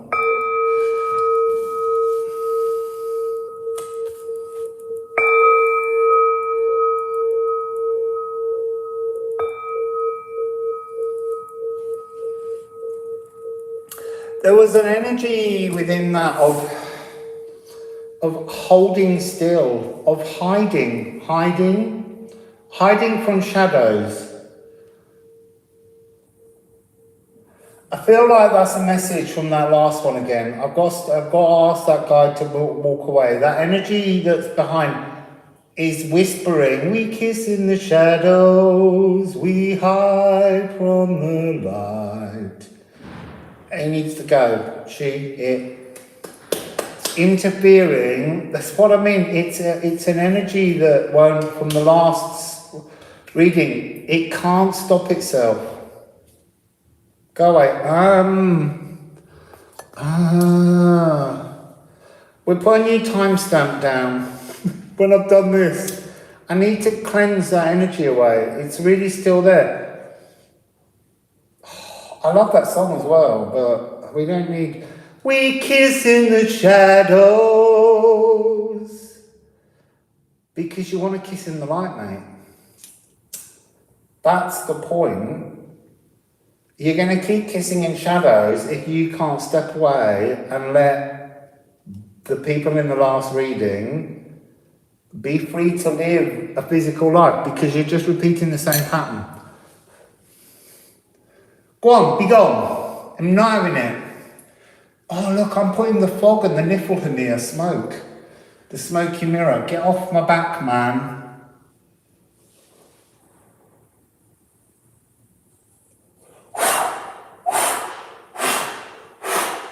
Right. Clear off.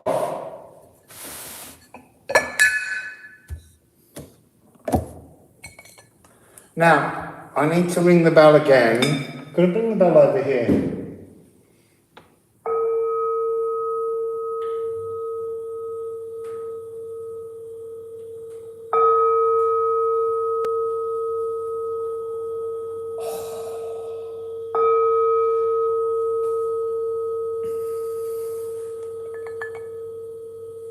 I was shown an iceberg, but not the form of frozen ice, the salt run through which potential comes, but actually, yeah, I had to move it away to sort of knock him back. It's about the blueness in the ice. There's something about the purity of a soft blue, like this. So, elks. We begin. I don't want elks. I'm throwing it back. I feel like that was his energy.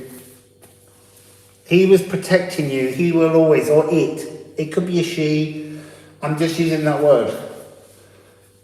It will always protect you, but you don't need it to. You need to be able to live your life and stop having it whisper. So, now, let's go back to the 8 ball and we're going to put a new timestamp of 1:06:55. Okay, so we'll cut out 99:39, even though I loved it. Right, we're beginning this message with 3 mystical shaman cards. Oh, that's beautiful. Look. In the shadows, completing, coming out, changing, transformation, and then she holds the disc of the shadow, this figure coming out of the shadows. This is massive Virgoan. That always sounds like a rude word. This Virgo moon energy. You hold the key to your shadows. You hold in the shadows. This is a Thogon. Thogon is the silent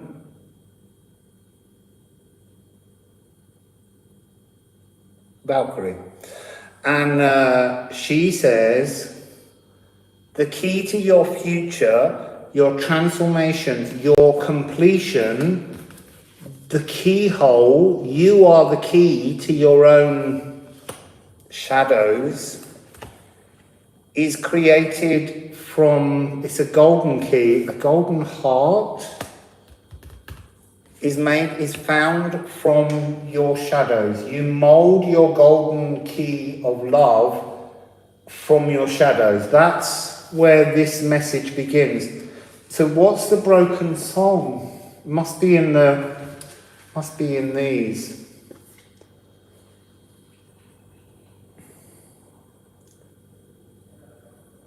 Oh, it's interesting now they're playing a decrepitude song in my head. I can't get no satisfaction. Air satisfaction.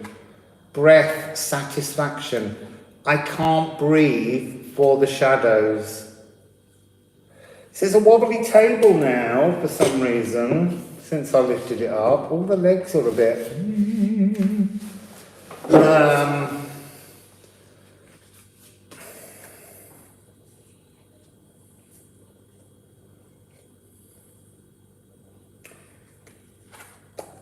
satisfaction, breath. Can't catch my breath. I'm being suppressed. I feel pressure here. I'm feeling like going to bed at night. Anxiety. You are the key. You have the key to your anxiety. You are the key to your anxiety. I might have to go back there in a minute because this doesn't feel like it's got very many cards, but we'll see.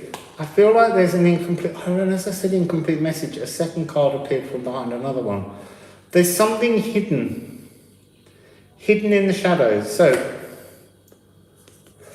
3 of Cups, the victory of truth, and the Queen of Cups. So, the broken song is an anxiety. An anxiety over what? Deception, lies. Are you fibbing to you and others? There's an energy of not speaking truthfully.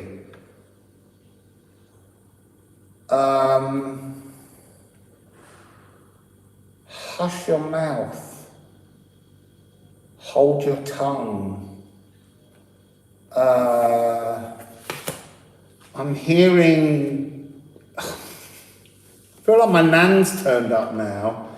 I'm hearing, if you keep on about that, I'll wash your mouth out with soap.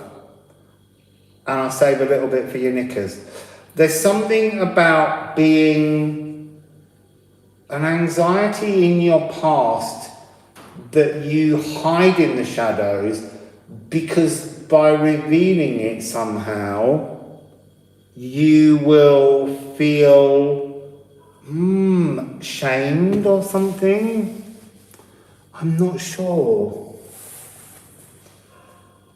But there's an energy of contrast between this and then this. There's like a switch. Oh, it's a bit like that switch I've got there. Here, when you go out, you have to pull down this kind of like Frankenstein thing.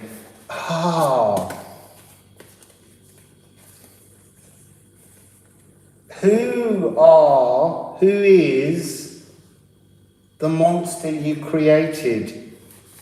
Who is the monster you created? I don't want you to think of that as something that's wrong.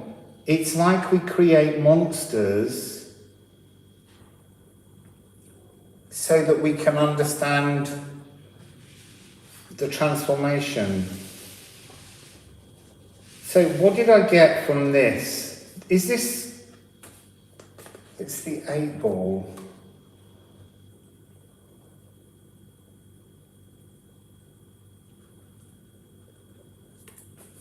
Oh, there it is. I was thinking, I can hear 13 cups, 13 of cups. And I was like, but that doesn't make 13, it makes 12. And it's because she's got it. So there's something about the truth of the transformation.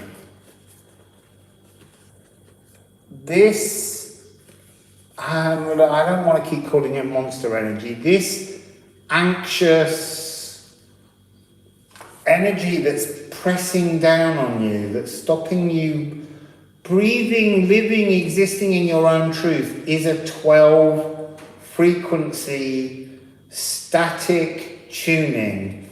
And that static tuning, this lock, it needs the golden heart, the Thogan key, which is in the middle of that completion. Turn on your heart and let go of the anxiety. Oh yeah, just like that. It isn't just like that, but there is, the song is to be inspired.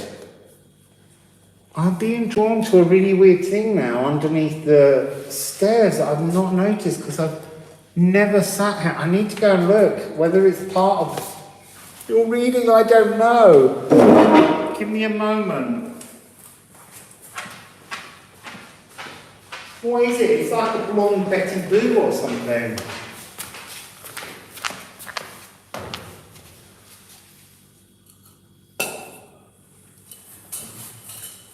Oh, that's so weird. It's a piggy bank. And that was a word that was going through my head earlier.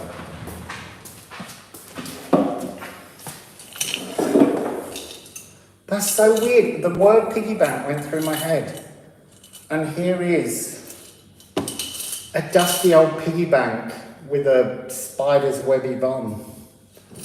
Wow. Oh, it's a bit too heavy for that little shelf. Ah, there's something about, like,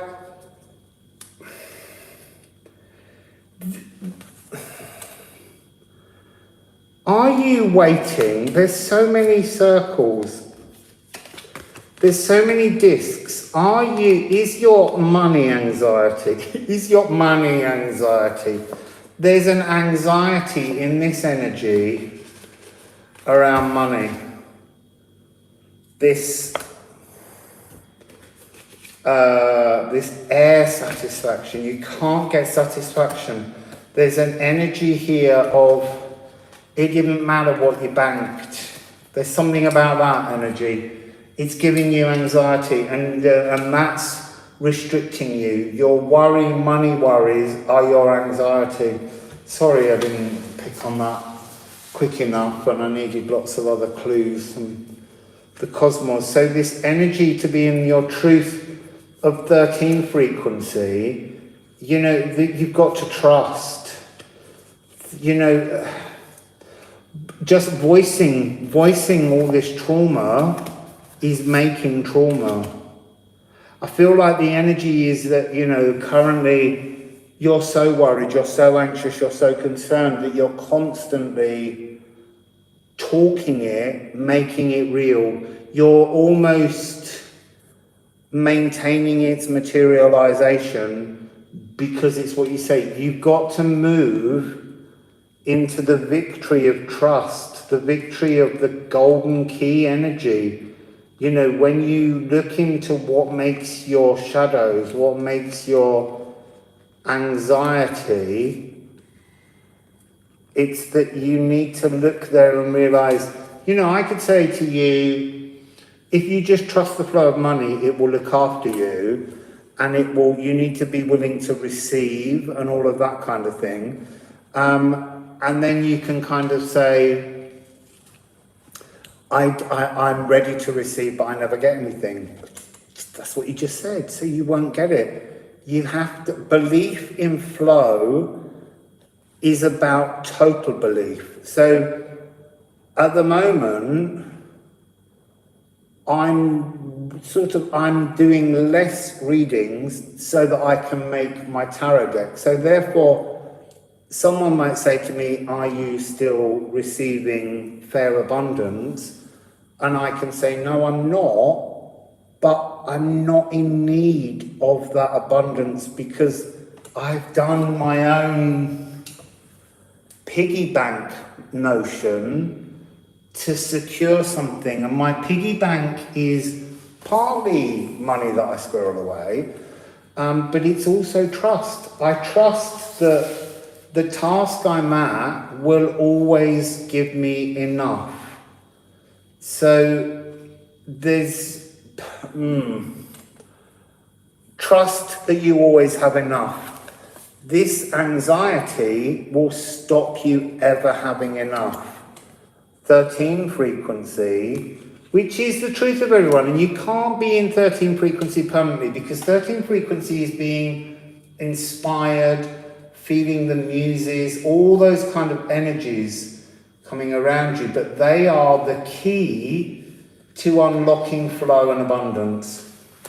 Maybe they didn't need more cards, we got there. I just felt like there was nothing in there, but that's that. That was what I was feeling, an anxiety of lack. An anxiety, a lack frequency. So what do we have here? Let's just turn it, oh look. Whichever way you approach this problem, it's always about being the frequency of love. You can bring the satisfaction of love and the thoughts of love together from within your shadows to make the key. It's just about this. It's that. A loving truth, an honest truth, is the key to all of your things. Yeah, that's true. Money is unfortunately freedom in our current paradigm, but money is messed up at the moment. Money is going into only the pockets of the decrepit, and that will change. You know, that's something that will transform. But we have to believe that there is enough. There's endless in abundance in the world, but societal rules and the decrepit just want to keep us from, well, they're just greedy. They've had their way too long. And it will change. So that's the message from the 8 ball. And 8 is the number of change. It's also the number of locks and codes. Didn't make that connection. So to me, it's always a key code, a number 8. And I was talking earlier to Kathy, and I was saying to her how an octopus is the master key with its 8 legs. Spiders are keys. Cobwebs! They were the cobwebs on the bum of the piggy bank. But so an octopus can fit itself through any tiny keyhole. It's like a master key. It swings through. So there's the message. Right, I'm gonna go for a wee. I really need one, or I can't have any more water. So just have a little chat amongst yourself about how you can get Thoggen's golden key, and that's a P like Thoggen. And 2 tips, people. Sing amongst yourselves. I might have to. I don't want you to hear me wheeling.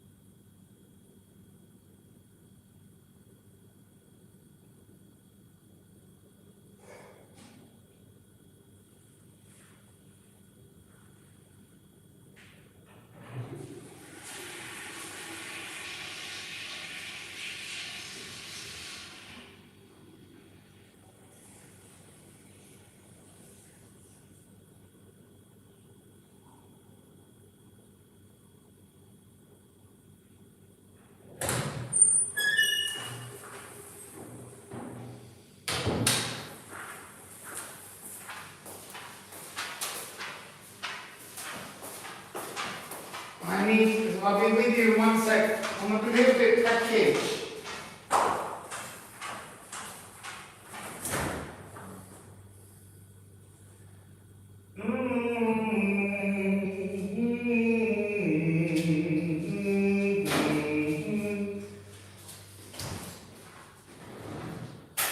Oh, some scissors.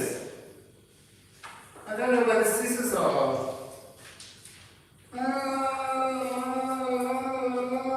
There they are.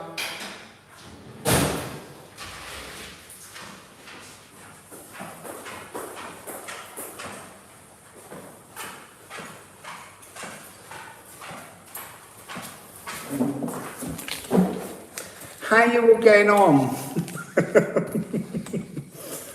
I've got some scissors, I've got some tofu.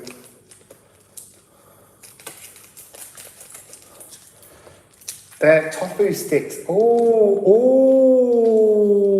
I've got tofu sticks, and I've got baba ganoush, which I absolutely love. It's smoky aubergines turned into a paste. I can't get into. Gonna have to stab it with the scissors. Gonna make a mess now.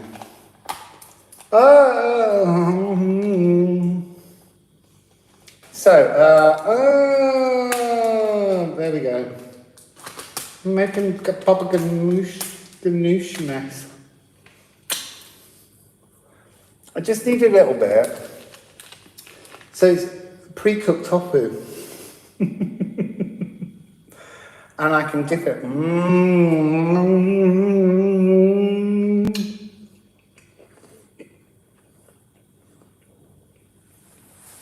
I'd say you can't hear me chewing. That's why the audio's gone weird. Oh my god, this baba ganoush is gorgeous.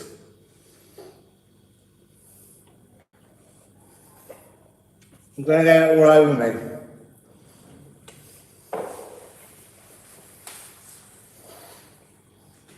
I'll give you some bells.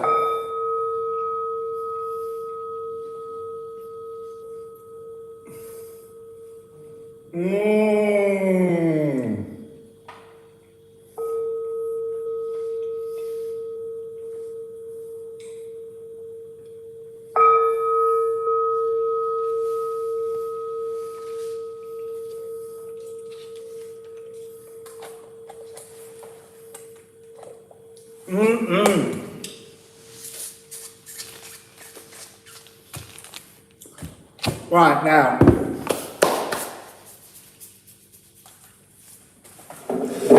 let's move on to the next ball. So you can have anything between 1 and 15 except the numbers we've already got. You put some lime in the coconut and put it all together. Put the lime in the coconut and 5, we've done 5. Sorry, you have to go back to 41, 44.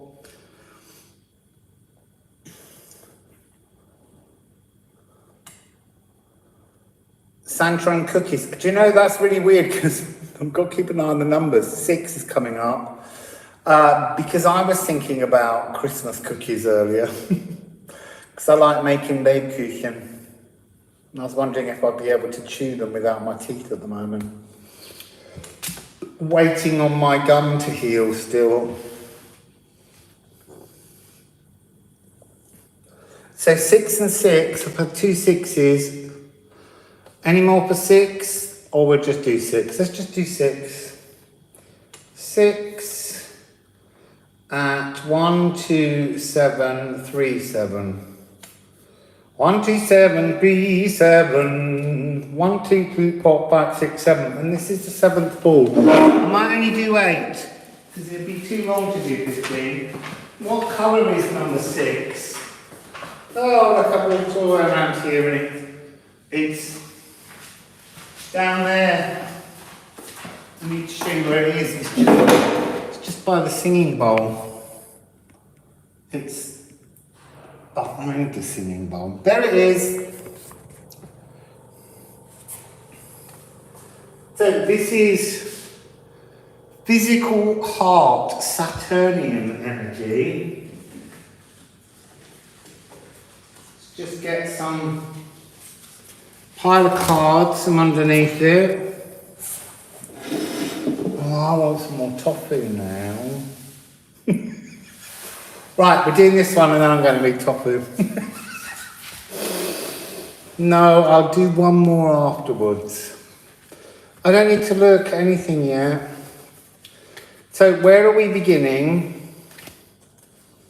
When you begin the begin. Oh, look, this is really interesting.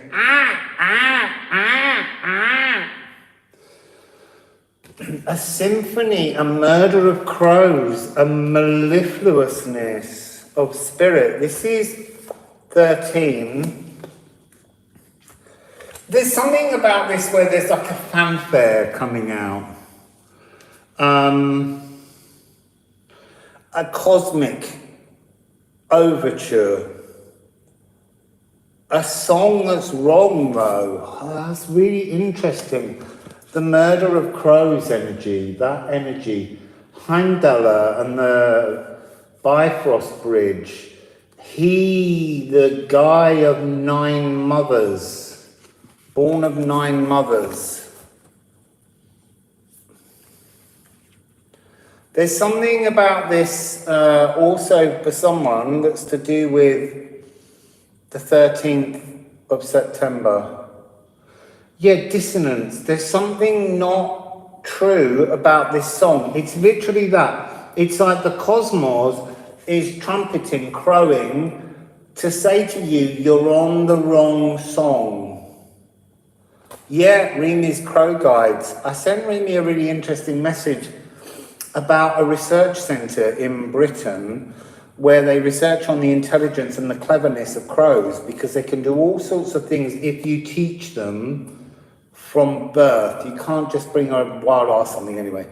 But because of the Brexit, they were being threatened with closure. And then I read the other day that since that article, people have pulled all the money to keep her centre open because they were going to basically have to get rid of the crows. And these crows have only ever known this woman who they called the Queen of Crows. It was an interesting article. It's in The Guardian, if you want to look.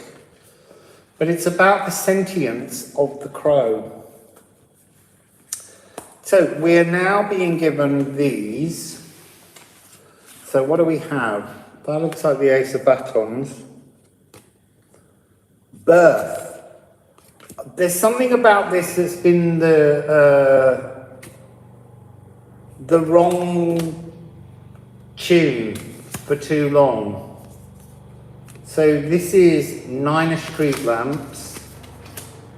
I'll have to check that one. The Garçon Brune, the Valet of Coins. And then these two, the Hanged Man and the Ten of Cups.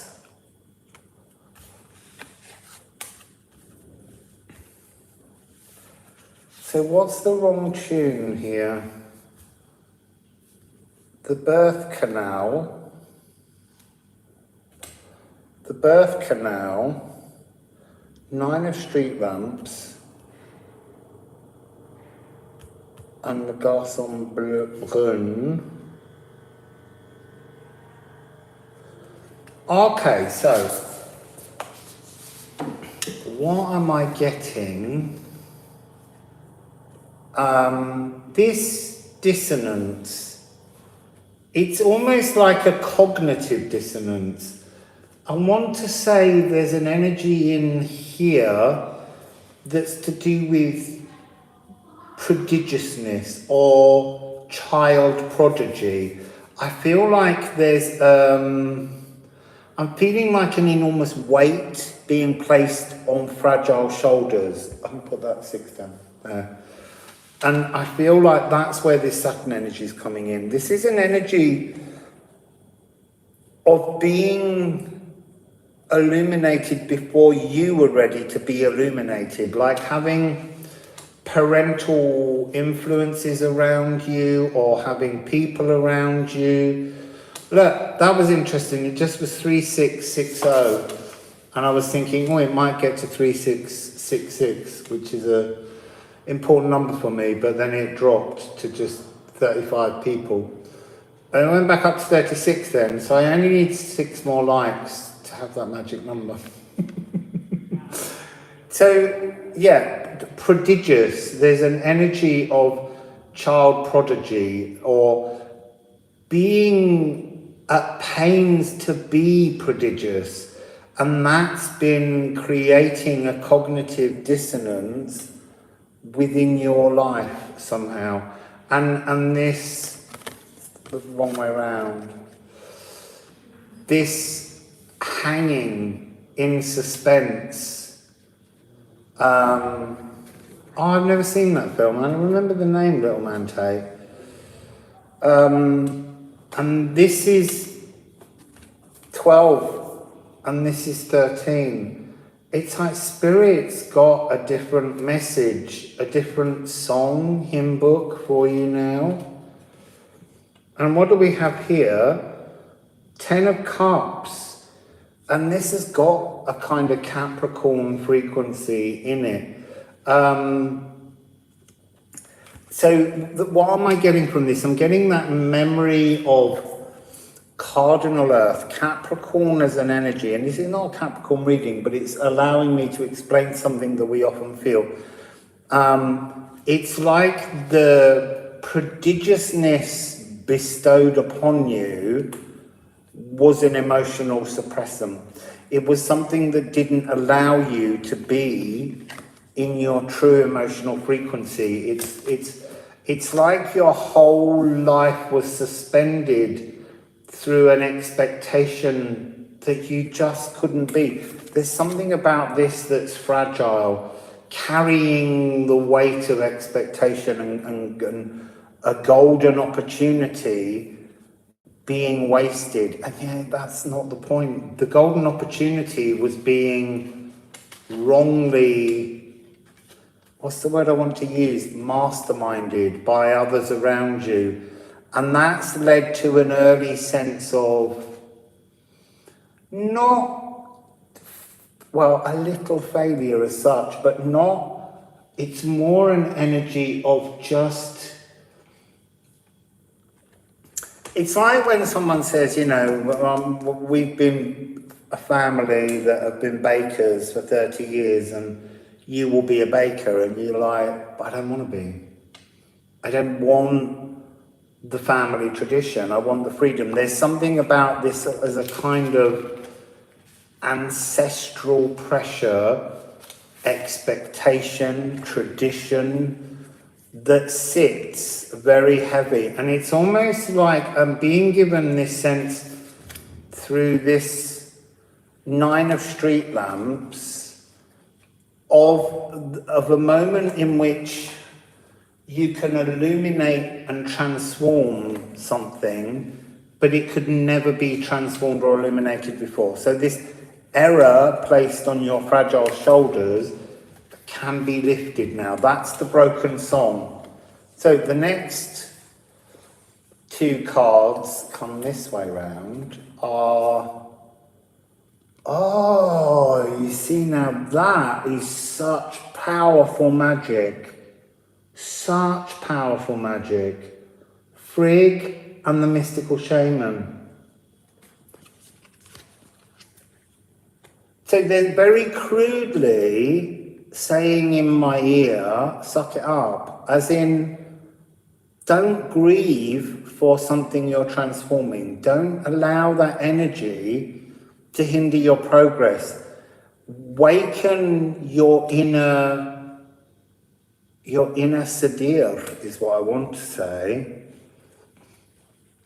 Wassail, bright star, wassail, anyone else that came in that I didn't notice.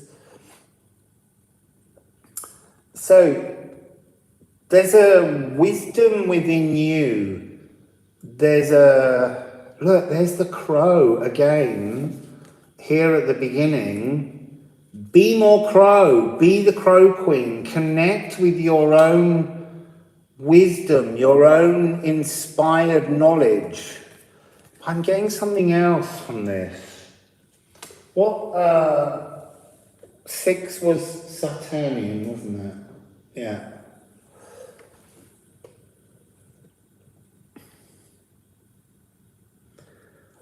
So, dreams. What did you dream you wanted to be?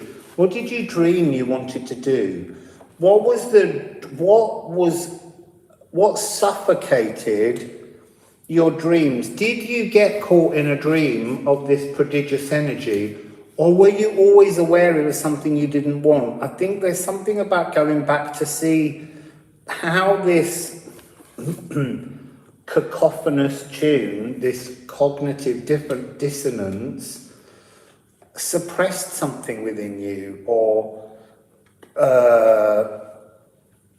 I'm seeing like an umbrella being put up to shield you from your own light, like the umbrella's being held to stop you letting your light out. There's another tune within you that is mystical and magical, but I don't think you're awake to it. Frigg's connecting to spirit, and here again we've got, I know it's an eagle, but it's this idea of the shadow of spirit hovering and flapping all around, offering some transformative frequency. So what do we have in this set? I'm sorry if some are upside down, but I'm only reading them the right way up.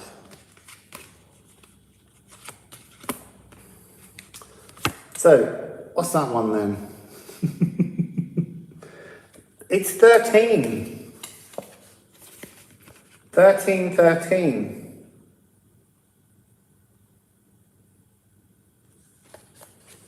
So it's the death card. This is Kali Ma energy. So there's something about this prodigious failure energy that was placed upon you by others, an expectation that brought about a depression, a kind of blockage within you. And there's something about this Kali Ma energy where you need to cleanse your memory with love. You need to rebuild the pulverized childhood. You need to rebuild it, but not from the past, from the now. You can look back, you can remember that tune, but it is gone. But you're keeping it alive. You're putting the cinders in the embers and the Cinderella frequency fire thing. You're the one stopping you from waking your new dream into the now. And this, the sun. And this is, there's something beautifully mirrored. So, it was Saturnian, wasn't it? Number 6. I keep thinking that I feel like I've got a third eye opening in this whole energy. Like a moon eye. I don't even know what a moon eye is. And I want to say moonbow because that's a weird phenomenon that takes place in, I don't know how many places in the world, but it's when a rainbow is created by the light of the moon, not the light of the sun. So there's something about the expectation placed upon you was to be like this prodigious rainbow, and it's left you feeling more like a moonbow, and yet a moonbow is a much rarer thing. And the sun, your illumination will return if you can forgive you, forgive them, forgive what it was as an experience, and realize that only by seeing yourself as a rarefied moonbow being blocked out by somebody else's sun, you wouldn't be able to wake up to it. There's something about that energy that needed to take place. So, what we got here? Oh, we got a sexy man. Guess that card a minute. Oh, King of Swords. This deck's by a couple of guys, and I kind of don't like the images, like this one. I was put off the deck by their silly names. One of them spelled Jaymi, Jaymi. I'm like, what'd you do that for? It's a bit weird. Sorry, got distracted by the King of Swords here. He's my new King of Wands. I might like this deck suddenly. Actually, the bigger... I've got a deck which is a deck of demons, because I'm fascinated by Solomon's seals and they're on each of the cards. Some of them demons are so sexy on the card. Right, who else have we got? We've got the Hierophant.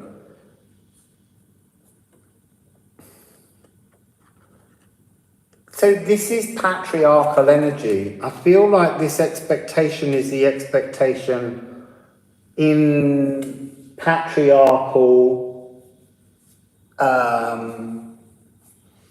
ancestry. I'm not saying it wasn't a mother that could have brought this energy, but it would have come from her patriarchal side. This is 12 frequency energy. This is that hanged man energy. It's an energy that others have experienced. There's something about restriction, Saturn energy. This is a really restrictive energy frequency taking place here, but it's 12 frequency, it's closure frequency, it's suspended frequency, it's this energy of do what you tell. I mean, no, this geezer's got a sword and a bloody sickle. I mean, seriously, that's like when the guy attacked me once.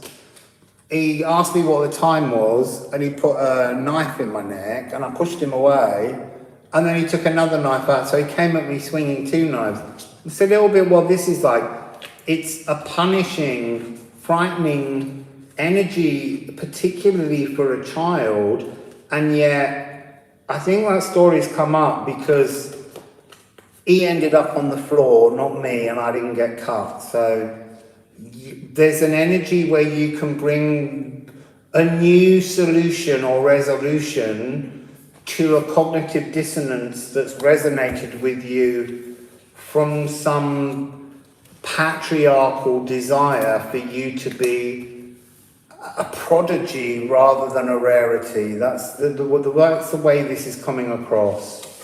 And it ends, it was the patriarch. It's the emperor. There's too much expectation that you need to heal from, and you will heal from it. That's the whole point. The tune for you is prune this. Prune this old bollocks and heal. That's what's coming. That's your new tune. So, don't you patronize me. So, now, 6. We'll have another one. Are you alright with doing one more, Eve? Have you got time? I don't like to be abusive. I don't like to be like them, patriarchal.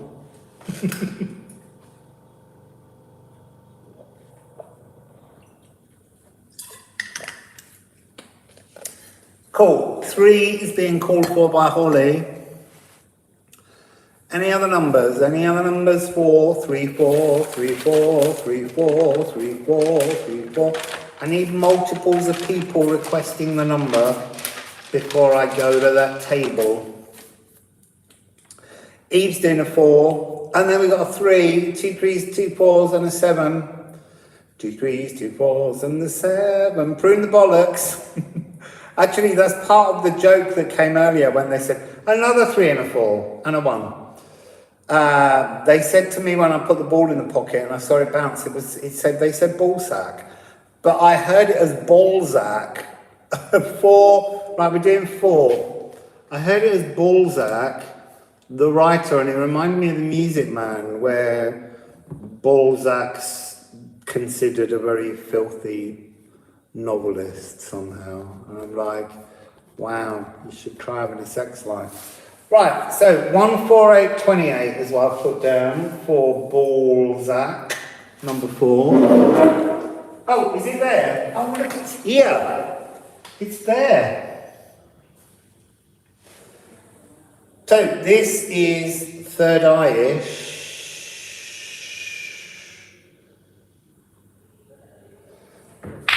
And there, I've got the Balzac now.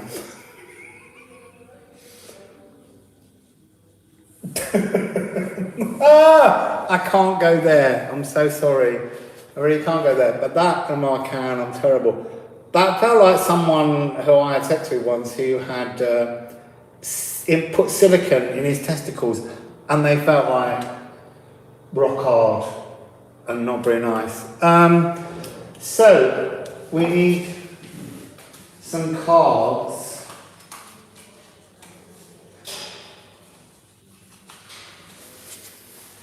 Right.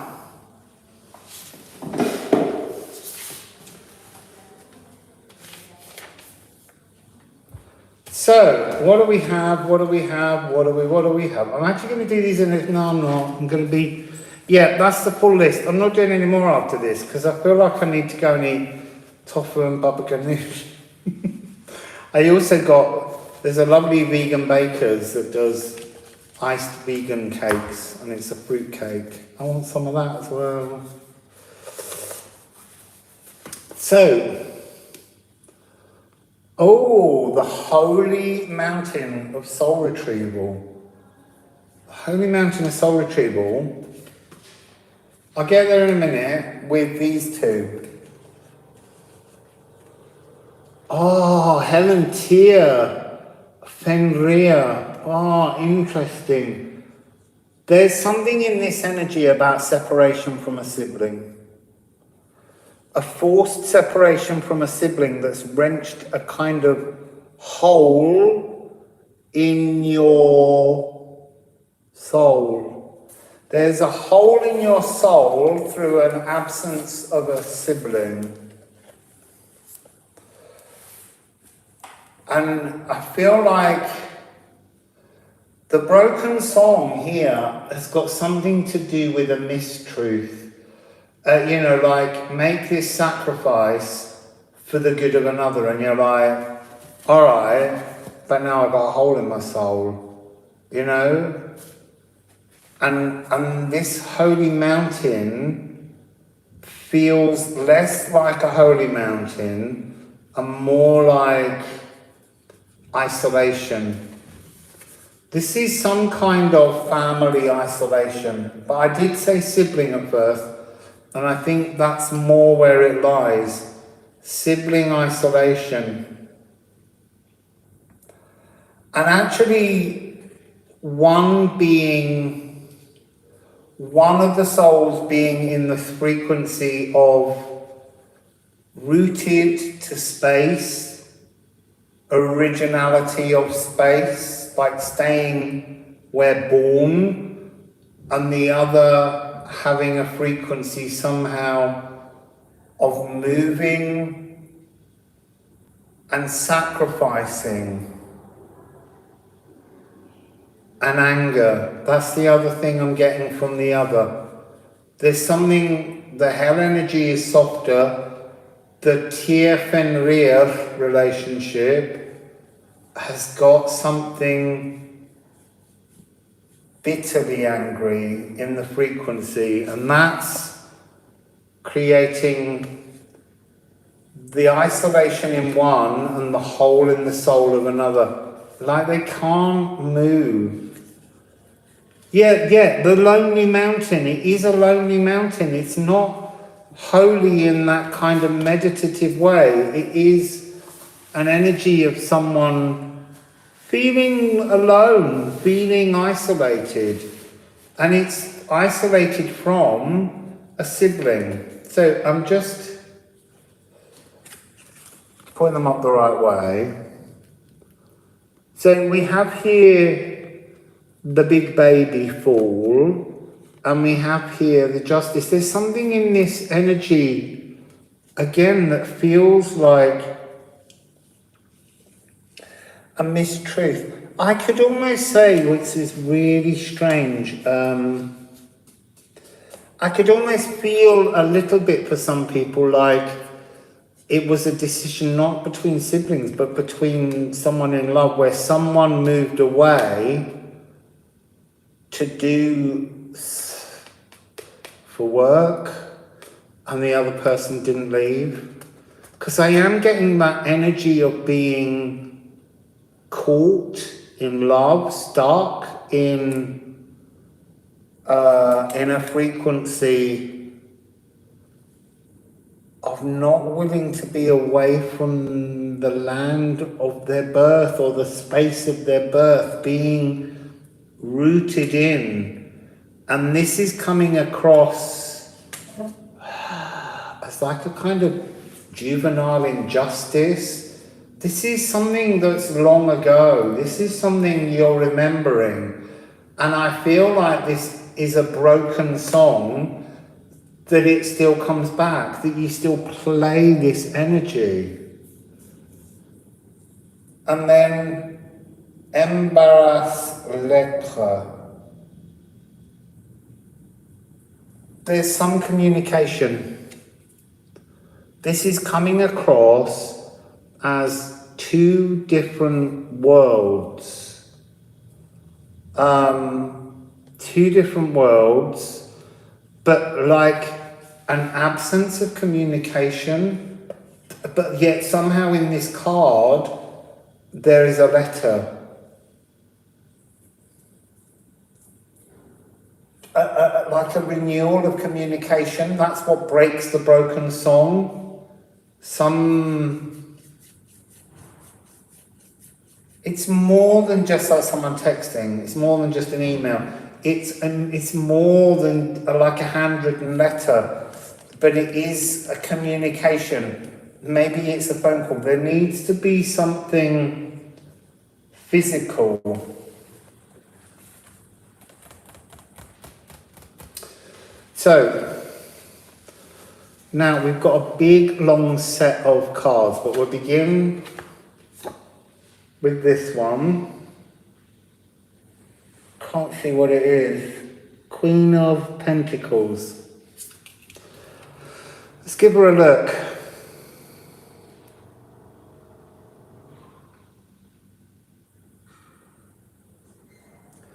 There's something in this that somebody else creates the space. Look, this is the pentacle that needs, that like the other cog wheel that needs to go inside this to bring the spin, to bring the revolution, the evolution. Because here are the two souls, and here is some kind of divine intervention, but not spirit. This is somebody physical stepping in to bring this energy back together. Now look, it could be siblings, as Eve was saying, it could be twins. It could also be, as I said earlier, it's some kind of past romance. But here's the thing about that romance. It was never toxic. I'm not going to say to anybody, go back to that person that used to smack you around the head or mentally abuse you, because you shouldn't. This is about an energy. Yeah, it could be a parent and child, but if it is a parent and child, there's an outside energy like an aunt or a sister or an uncle or a brother that comes in to transform this energy, because there's something that's distorted about it that needs to change. So if it is someone, you're alone and there is this person who you had a great romance with, and it needed to be a great romance, but they moved away and you didn't move with them for whatever reason, that doesn't matter. But it's a tune that's got a B-side almost. That's why you can turn this record over. There's something about this energy that's in the past is of the future somehow as well. It's not an isolated energy that you just release. It's something that continues from the past into the now, into the future. I don't often talk about that as an energy, but that's what's coming in. There's an importance to the reconnection. So, what way up are these? Yeah, they're all up the right way. So this is the next adventure that we're being given. Oh, blimey, is he hot as well? Oh, God, he is. That hangman. He's well hung. Oh, my God, I need some romance. I'm sorry, but I do. There is romance in this energy, but it's not, that can be an energy of love between people that's not necessarily sexual or romantic. It's a loving energy.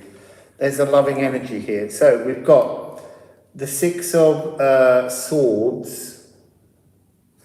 Really drawn in this to the thoughts. It's like shadowed thoughts bringing clarity. There's something about that energy. This again is this energy, this isolation, this loneliness, this real pining energy, trying to, not the word I wanted to say then, which is wrong, which was resurrect, but there is something that is resurrecting an old love, but that could be within a family unit or it could be within someone else. So, what do we have? I feel like he was upside down but that's what I want to say. It's start afresh. Don't hang around. Don't wait. There's something about needing to voice the clarity. It could be that you speak to 9 and 6 and being given this notion of you need to share this desire, you need to express, you need to make physical. We've got 2 Fool cards. You were both foolish, but you weren't as well. That's what's so interesting. You both feel foolish. You both feel like you've missed out.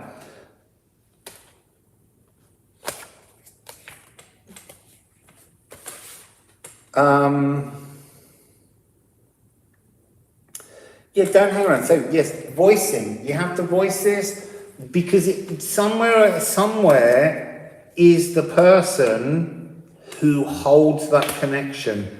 I feel like it's not like you need to pick up the phone. I think you probably don't even know where they are in some situations, but somebody else does. Somebody else has the ability to tune you back in to this energy, whether it be sibling, other family member, or lover. This is a reigniting of some kind of emotional connection. But you will feel quite foolish because you might wonder why there was such a gaping silence, loss. So it ends with these ones. Oh, look there.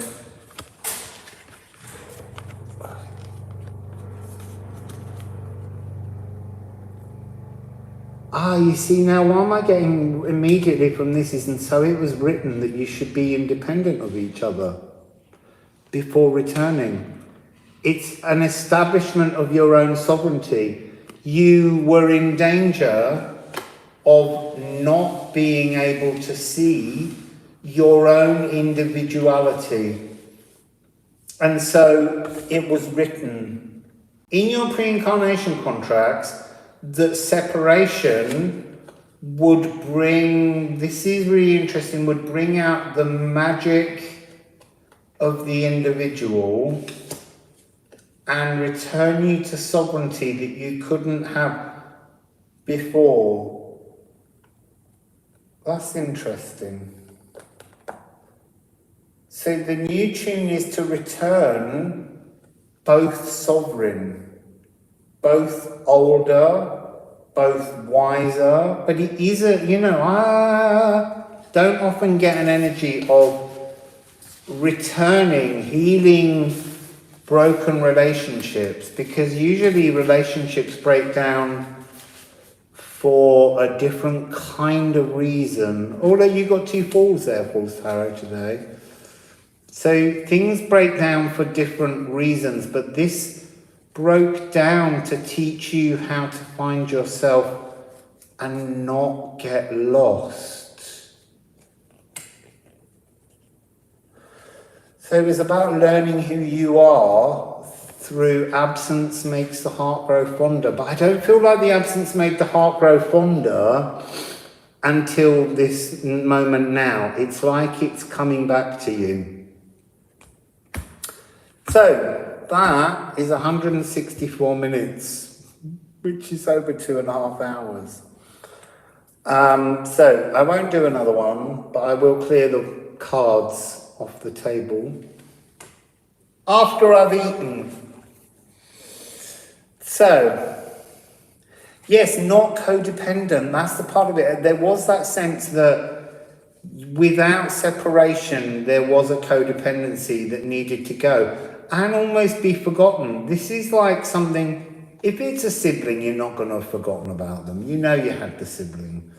But there's something, if it's some kind of romance where someone moved away, you may have forgotten. You really may have. It's just possible. So I'm just going to do one last thing, and I'm going to go over and pull a couple of cards to give to you all just at the end. That was my hip. Right, I'm going to take them from underneath the number 1 ball, and it was just one card. I might take the one card underneath so this one's got one card. Those ones are not on it. Oh, that one, what's under there? No, it's on a piece of 14. Right. Here we go, 3 cards just to end. So the first card, Jira. Did I resonate with the reading? I can't remember what I said in any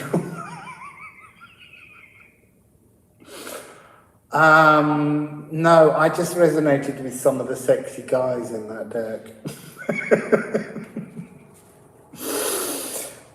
So we've got Jira. It's time to harvest. This is interesting. If you put these two energies together, it makes the void, the Gununga gap shape in the runes. And when you open it, and I use this symbol not for Jira but for Gedulum, you allow a new energy to enter. And this is very much new moon in kind of Virgo, to open the earth, to bring and allow a new mutable earth frequency to flow. So there's a definite new earth energy coming. Who's this one? The Emperor. I'm not into him. He's a bit stern, I'm telling you. I don't like, if I was drawing the Emperor, I'd have him as a gardener with a pair of secateurs.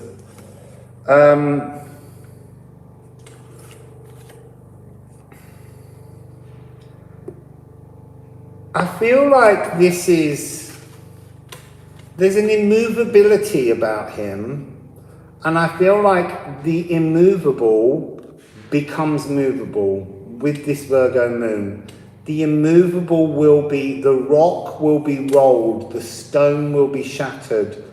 There's something about a Virgo moon that brings possibilities to prune the immovable, to teach something to be symbiotic, to coexist.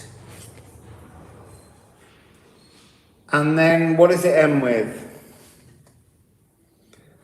I want to say it's the Valet of Batons. And he's building a little arbor. I feel like this is the energy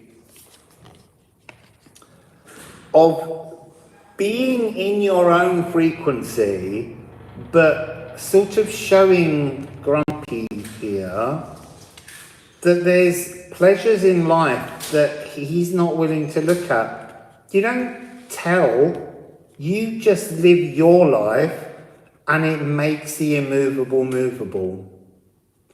That's the energy I'm getting for this Virgo full moon here. Be your truth, live your joys, and the immovable will be movable. So, that's beautiful. I like that little message under the balls. So, any last things before I eat the rest of my tofu?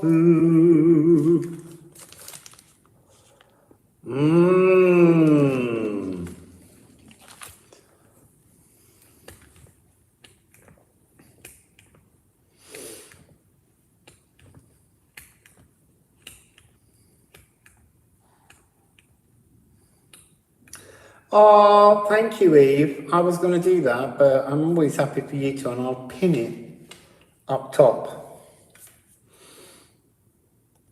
Yeah, I think there was a lot of veneer magic today. I think that, and I was tuning into that, Jim, earlier, because I was thinking about how there are no borders in Vanahamir, and that's kind of where we need to get to. We need to get to a space where it's difficult because we all believe so often in our country of birth as part of our national identity, and I wonder at the moment constantly in anyone else's country. And you observe things, you notice things, and what's interesting is quite often you arrive everywhere with awe, and then that awe sort of slips down a bit, and then you start to notice the underbelly, and then you just suddenly go, there's an underbelly from the country I'm from. Everywhere's got an underbelly. But you need to appreciate both sides. But moving around and seeing that, you know, the whole nationalism and borders is constantly really about keeping minorities of people, multiple minorities of people, in power over ordinary people. So there's something about the need for nationalism to isolate us from each other, while all pretending that we're all happy to see tourists and people move around.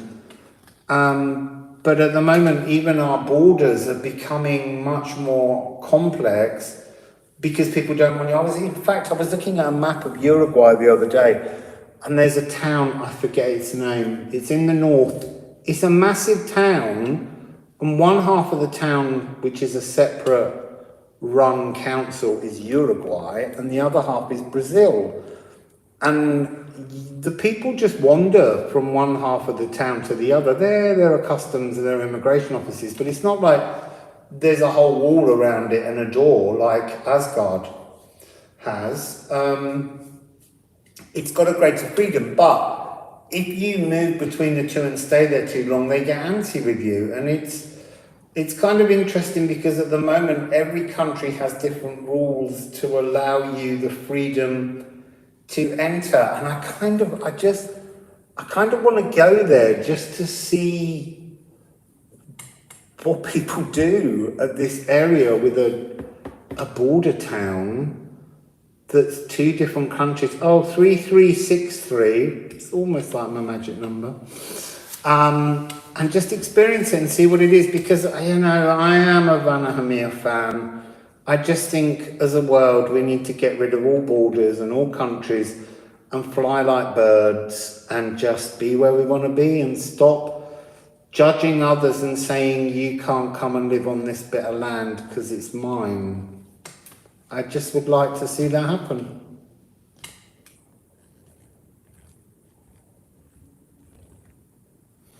So, I'm all for a Vanahamir here, where we let go of nationalism and borders and embrace humankind. That's what I'd like to see. And humankind embrace humankind and each other. Yeah, freedom. And non-judgmentalism. That's the other thing. We've got to stop judging others for the way they live their lives. If we all didn't get so het up about other people's ways in which they wish to live, we might all just be freer to love each other a bit more. So, I'm hungry. So beautiful people. I know, I do imagine it, but I'm trying to bring it into a reality in my head. So beautiful people, enjoy your evening, day or morning, wherever you are. And Ephraim, beautiful.